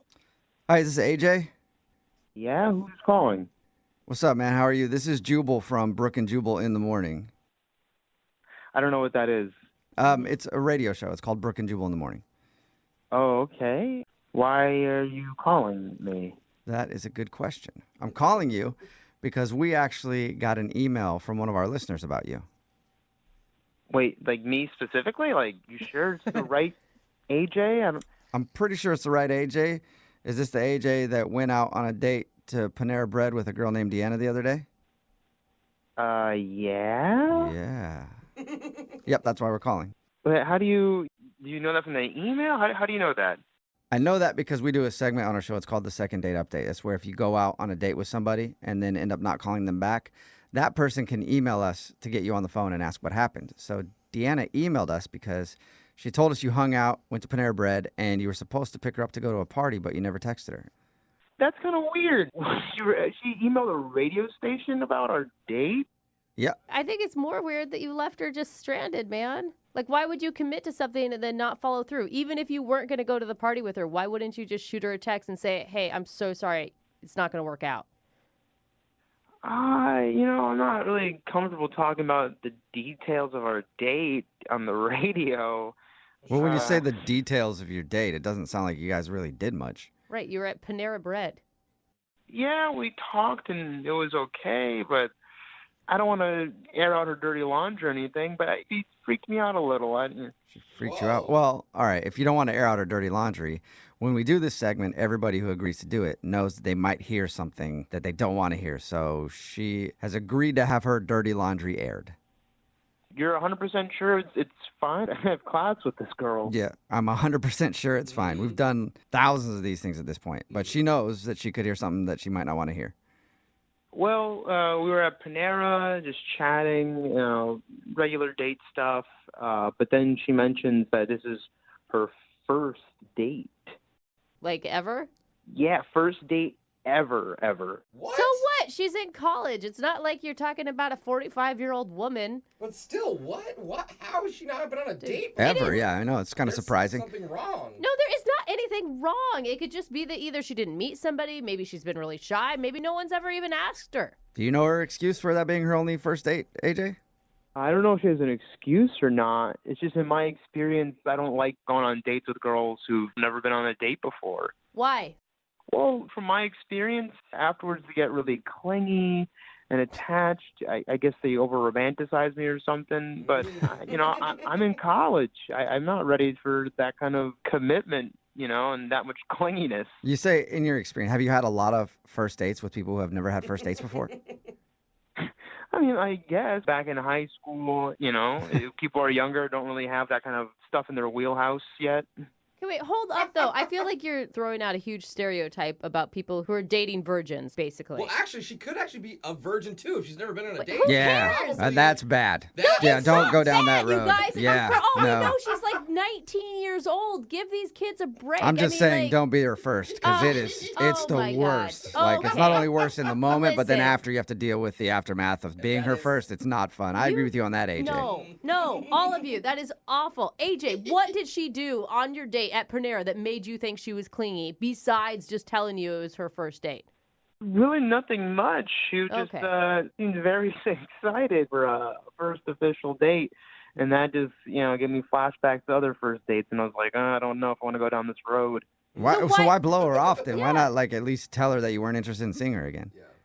Well, it was just a first date. If I had been dating her for a while, it would have been extra rude. But, once the semester's over, I might not see her again, so. Wait, no, it's rude to begin with to make someone think that you have plans and then never follow through. That's rude.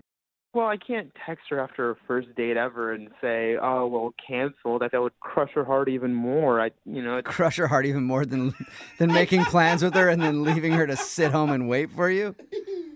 I don't know. Maybe she thought I got into a car accident or something. What? Even worse. What kind of alternate whole reality are you living in right now, AJ? You need to be respectful and kind with other people's hearts, and you're not doing that at all, man. I really don't know what to say to her because I just don't want to hurt her feelings. Oh, that well, must AJ, be... I think we should give it a try. Don't you? Yeah, I'm not sure.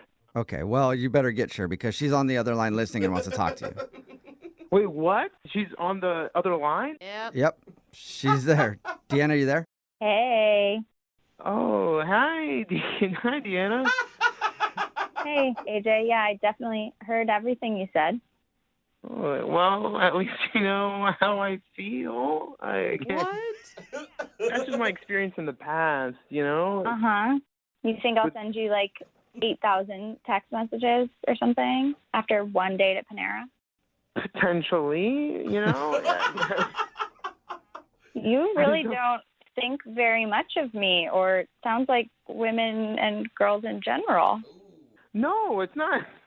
Not anything like that. It's just my experience in the past with, girls that they're not as experienced and then they kind of think a little too much of me right away. So you think just because I haven't been on a date that I don't have experience? To be honest, I just don't know you that well, so I just... Made a lot of assumptions. Exactly. That's exactly what he did. He made a ton of assumptions. Not having been on a date or been in a relationship actually means that I am much more independent than it sounds like you are. I'm just in college, and I'm not really ready for something super serious, super quick, and meeting parents and all that stuff. What? It's just experience from my past. It's just stuff. You think that we're going to go to Panera and then I'm going to be like, hey, you need to meet my family. I mean, AJ, I like you. I thought we had a really good time, and it's really too bad that you actually have so many assumptions about women that you're clinging to. And that you can't be open to other options, and that somebody actually is really independent. You see what you said right there? You said you like me after one date. Is that enough information to really know that you like somebody? I don't know. See, Deanna, you're being a little too clingy saying that you like him just after one encounter, Hold Totally. I mean, like, emotional intelligence is really clingy. I am really not shocked that this dude was the dumbest dude in your study group. Wait, what? What'd you say about me? AJ, you were the one who wasn't getting it in the study group, and I was happy to hang out with you longer and make sure that you got it. And you did. You totally got it. Oh, she's really proud of you. Good job, buddy. I'm not some idiot with drool coming out of his mouth or something. Well, I didn't say that. Another assumption. Yeah, he kind of implied it. Oh, another assumption right there. No, he was talking about you. Yeah. You didn't get that? No, he didn't. I definitely thought that I liked you, and I did. I thought we were having a good time, and I was really open to dating you some more. But honestly, after this conversation, I think I know more about you, and this is not going to work. Well, let's make sure and ask officially. AJ, would you like to go on a second date with Deanna? We'll pay for it. I know she just said she doesn't want to, but I'm hoping that she'll change her mind if you say yes. I feel like she got really worked up over just one date and one, missed AJ. text. I think. Do I sound worked up? Clingy, but that signs of clinginess right there, being so worked up. How are you So still no, sticking I'd to that? say no. The clingy girl just denied you before you were even able to say no. Yeah, well, it's mutual. Okay. Well, sorry, Deanna. No second date, but it sounds like that you're okay with that. Totally. AJ, I know your deal. Wish you the best of luck. Hope you don't make assumptions about women in the future, though. Don't worry, Deanna. One day there'll be a guy that's cool with your whole deal. I don't think she's too broken up about it, AJ. Oh my God, you're such a jerk. Brooke and Jubal in the morning. Brooke and Jubal's second date update. We're doing a second date update today on a date that never actually happened. Oh. Somebody got stood up, and they want to see why. Lily is on the phone with us right now. Lily actually took a huge step. I can't even believe that she would ask this person out. She asked her doctor out on a date. Whoa! Wait, That's... I've never had a doctor that I wanted to ask out on a date. I mean, I'm into rich, successful people, so I don't know why. I mean, but most of them have been males. Yeah. But I still asked them out on a date anyway. I don't care.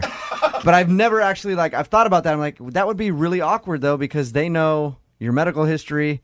They know all about your germs. And you're like, hey, so what do you think about you and me going out? Lily, how are you?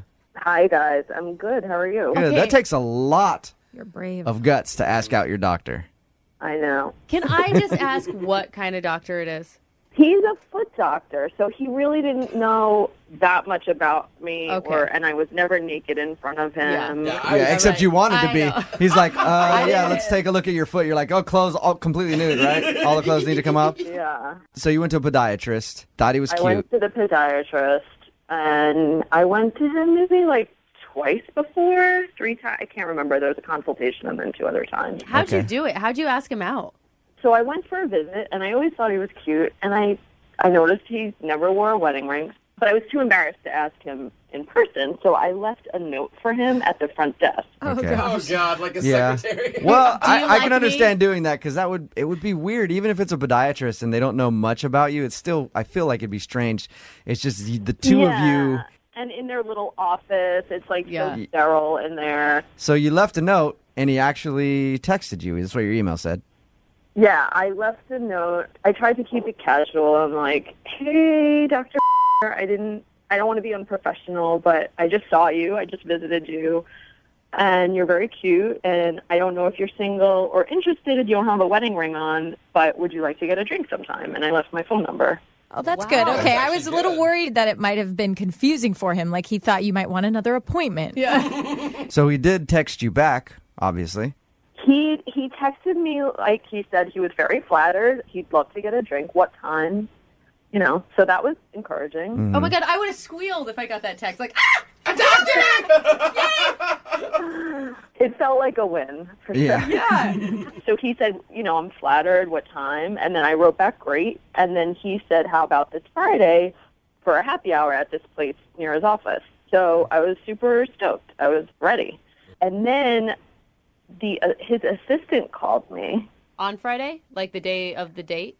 Yeah, that Friday. And she said, there's been a scheduling conflict. He has to be at the hospital. Okay, that makes sense. Yeah. Doctors are busy. Yeah, I get it. Were you actually at the place you were supposed to meet when you got the call? I was there already. So, yeah, I was there like a few minutes early before we were supposed to meet. And so she called me. So that was kind of a bummer. Yeah, that right, sucks. Right, you had gotten all dressed up and ready for it. Yeah. I was like, you know what? That's understandable. I get it. You know, he's a super busy guy. Was it weird at all that he never called you, that it was just his assistant? That did feel impersonal. Right. And I also felt weird because now the assistant knows that I'm going on a date with the doctor. And then, like, what if I go there the next time and now she knows that I'm, you know? So that felt a little invasive. Okay. Now, your email says that his assistant rescheduled the date for the next day. So did you meet him? I did not, because the next morning, which was Saturday, I got a text from him saying, I'm so sorry, I double booked. I'll let you know in the future when we can get together. Mm-hmm. So I was really mad. Yeah, ditched twice. And that's all you've heard from him? That's all I've heard. The last thing, I texted him back from that and said, okay, looking forward to it. And it's been a week, so I haven't heard from him. So he blew you off, definitely. 100%. And that sucks because he never had to text you in the first place. Like, you could have left your information and he could have just let it go.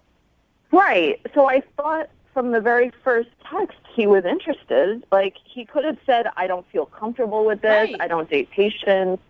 You know, like, Yeah. why did he agree? Have you tried to get a hold of him, after any of that? Have you texted him and I asked? mean, enough. I don't want to be a loser about it, but I'm just curious, like, why? Why would you reschedule, and then nothing? Do you want to get a second date, or do you want to just find out what happened? I mean, at this point, I think it would be awkward to go, but I don't know. I guess I'm still open. Yeah, he's I a don't know. doctor. Well, You'd be foolish not to go on a date with him. And it's your podiatrist. I mean, how many times are you really going to see him again?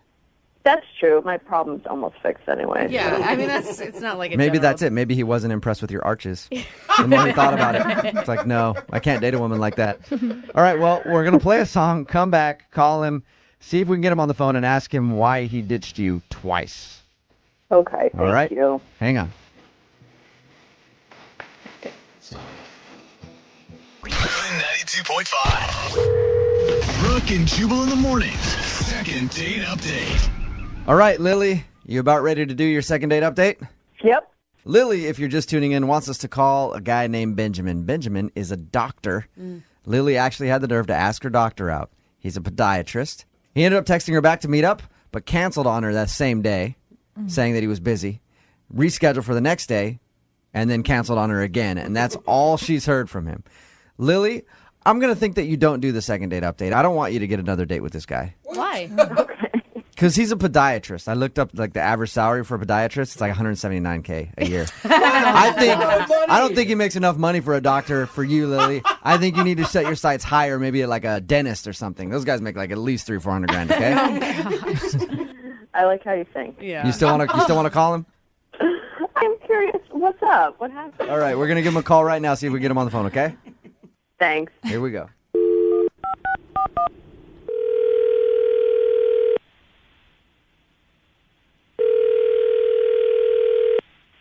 Hello. Hi, I was looking for Benjamin.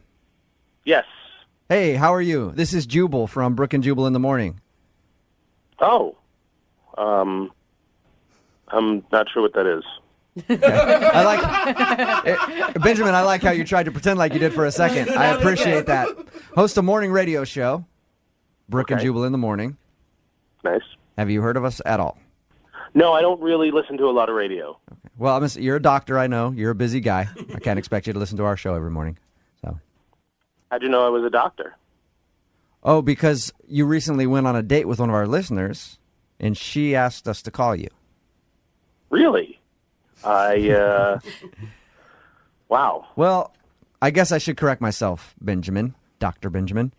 You didn't actually go on a date with her. You scheduled 2 dates with her and then blew her off. Her name is Lily. She's one of your patients.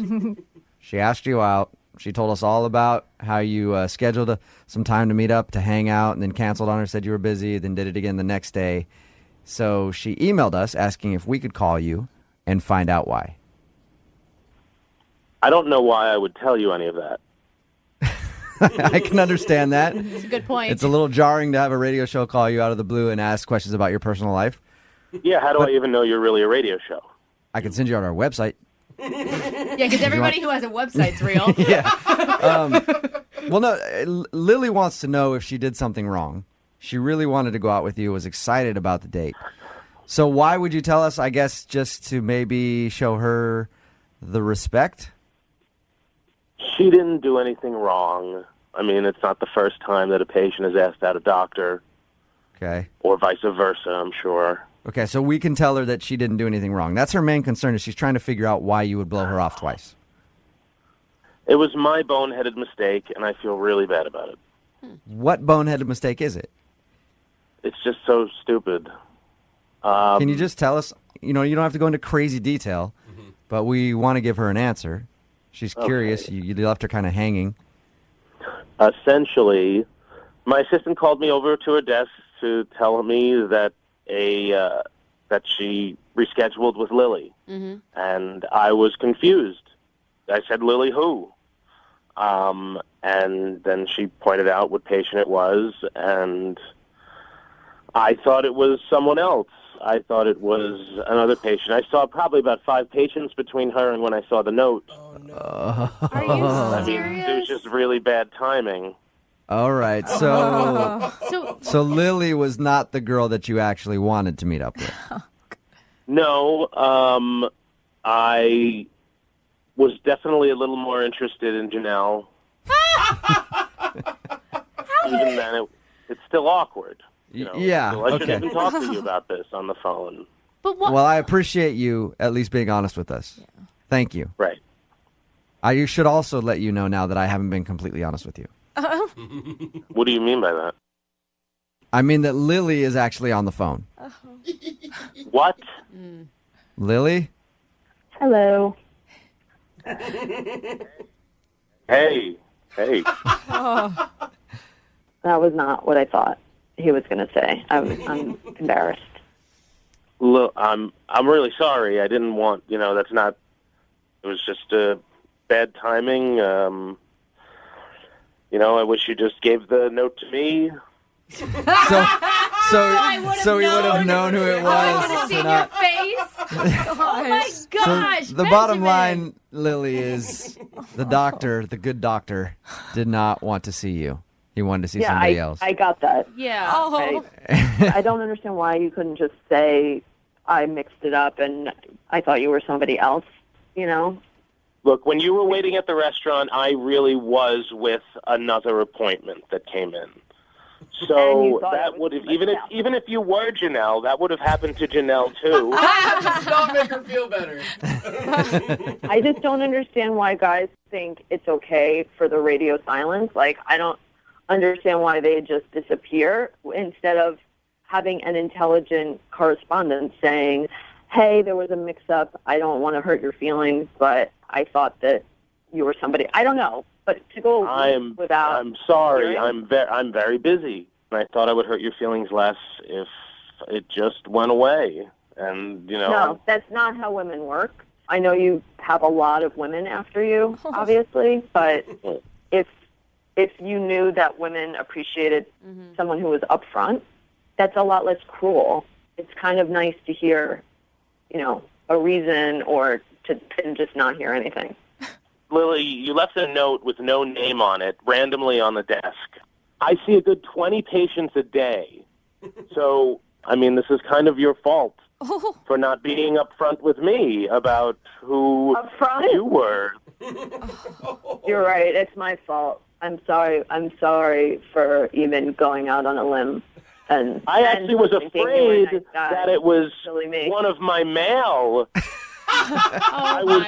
For a minute, I thought it was one of my male patients, but then I put that out of my mind. Got everyone after you. You're so, oh my God, you're such a hit. That would have been awesome if we called you, Benjamin, and you're like, no, I found out it was Lily. I was thinking it was Jared instead of Janelle. That'd actually probably make Lily feel a little bit better about the whole situation.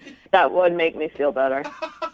Again, I'm really sorry. I didn't want to do this. I don't go around trying to hurt people's feelings. I'm just not that guy. I'm a nice guy.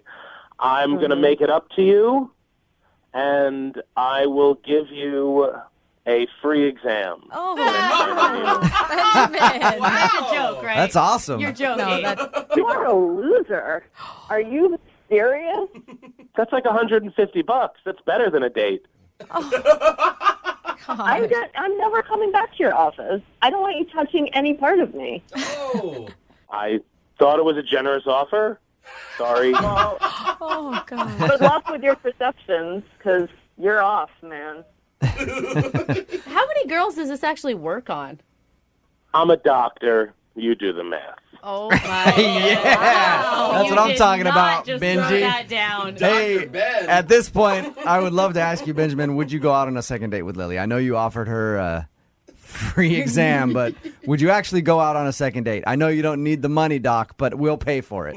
There's no way in hell that I'm doing that. Well, Lily, you don't even know if he said yes yet. I respect myself too much.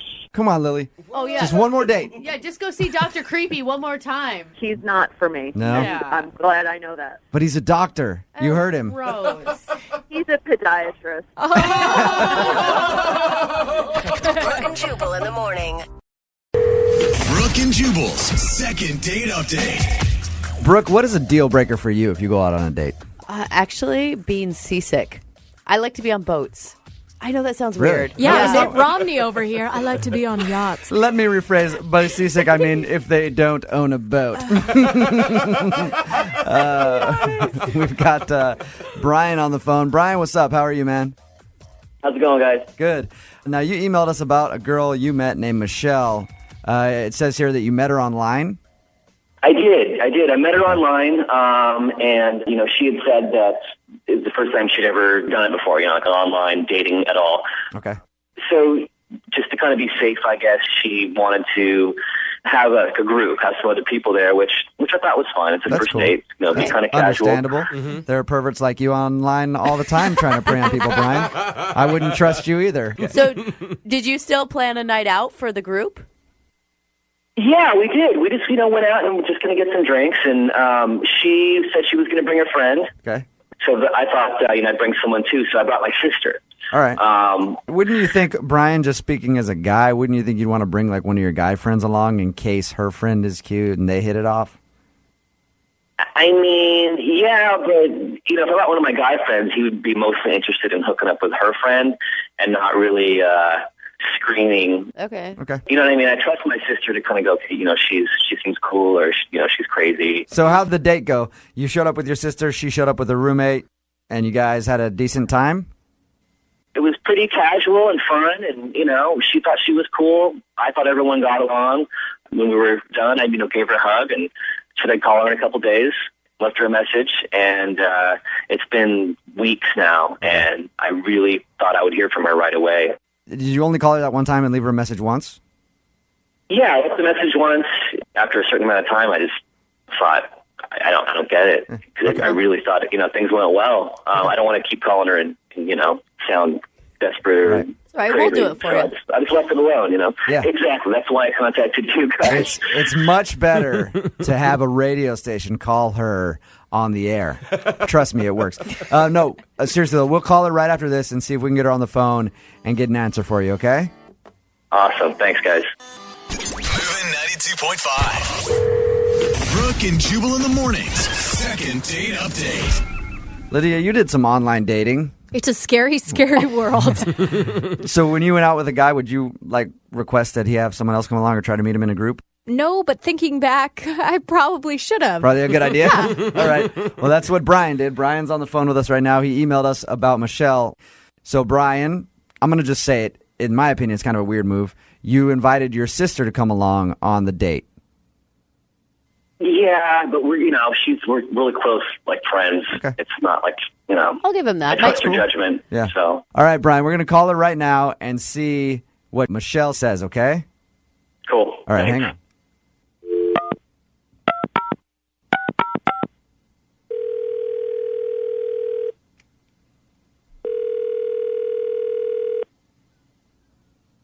Hello? Hi, can I speak to Michelle, please? This is? Michelle, this is Jubal from Brooke and Jubal in the morning on Moving 92.5. How are you? I'm good. How are you? I'm pretty good. Thank you for asking. Any idea why I'd be calling you? No? Did I win something? Oh. You did not win anything. I'm sorry. I wanted to call you to ask you about a guy named Brian that you went on a date with. Do you have a few minutes? Yeah. Okay. When you went out on a date with Brian, apparently you met him with your roommate and he brought along his sister. Does that ring a bell? Yeah. Okay. Yeah. He's tried to get a hold of you since that date that you went on and you haven't called him back. We were just calling to ask what the specific reason is. He's really, I don't know if I want to say into his sister. He just kept saying, oh, did I tell you my sister did this? And did I tell you my sister did that? And Okay. it got so weird. And at one point, I kind of felt like, is he trying to set me up with his sister? Like, what's Really? going on? Because he's a nice guy. I really think he's a nice guy, but it was just so weird. Was it more upsetting to you that he invited his sister along in the first place, or was it the relationship between his sister that made things weird for you? More like the relationship that was so weird. But the weirdest thing, it's so weird. Towards the end of the evening, he had to use the restroom. And before he went to the restroom, he gave her an Eskimo kiss. What? That is crossing the line. When you rub the noses? Yeah. That's not crossing the line. That's demolishing the whole playing field. What? He gave his sister an Eskimo kiss. Brian? No. Yeah, I'm here. Yeah, Brian's on the phone, Michelle. Brian, did you really give your sister an Eskimo kiss? I mean, we were drinking, it was just like we were being goofy, it was like an inside thing that we used to do when we were kids. And Yeah, I used to sleep with my doll when I was younger too, but I don't do that anymore. You should grow out of things at a certain point, don't you think? You live with your sister? Yeah. How many Eskimo kisses a week do you guys share? I don't know. It sounds weirder than it is. It really does. Yeah, I mean, there's close with your sister or your sibling, and then there's Eskimo kissing them in a restaurant. I mean, it's like if you had like a handshake you used to do with your friend or something that was kind of goofy. No. You're like, oh, remember this thing we used to do? Michelle, did it feel to you like it was kind of like, hey, this is my sister, a playful thing we've done? I mean, I mean, it was weird. I have a brother. I would punch him in the face if he ever tried to Eskimo kiss me, and I love him dearly. All right. Brian, have you ever taken your sister out on a date before with you? I'm glad you said with you. It sounded like, yeah. What, like have I ever dated my sister? No. I think we all know the answer to that. Brian, have you ever taken your sister out to meet somebody else? Actually, yeah. Right. Yeah, I have. And how did that end up? Not well, actually. That was their butterfly kisses phase. Brian, have you not learned at this point that maybe your relationship is a little too much? I know it sounds weird, but it's really not weird at all. I don't know how, okay. The term Eskimo kissing my sister, I don't know how that can sound weirder, or be tame. We always offer people a second date. Brian, would you want to take Michelle out again? I mean, yeah. I mean, I thought she was cool. I thought we had a great time. Do you want to take your sister out more than you want to take Michelle out? I would definitely leave my sister at home. That's Good job. Good Michelle, job, if Brian leaves his sister at home, we will pay for your second date. If he leaves his sister at home, I'll try it again. You will. Wow. Okay. This is like proof that there's someone for everyone. I almost imagine right now Brian's going to take the phone away from his face and go, sis, she said yes. Brooke and Jubal in the morning.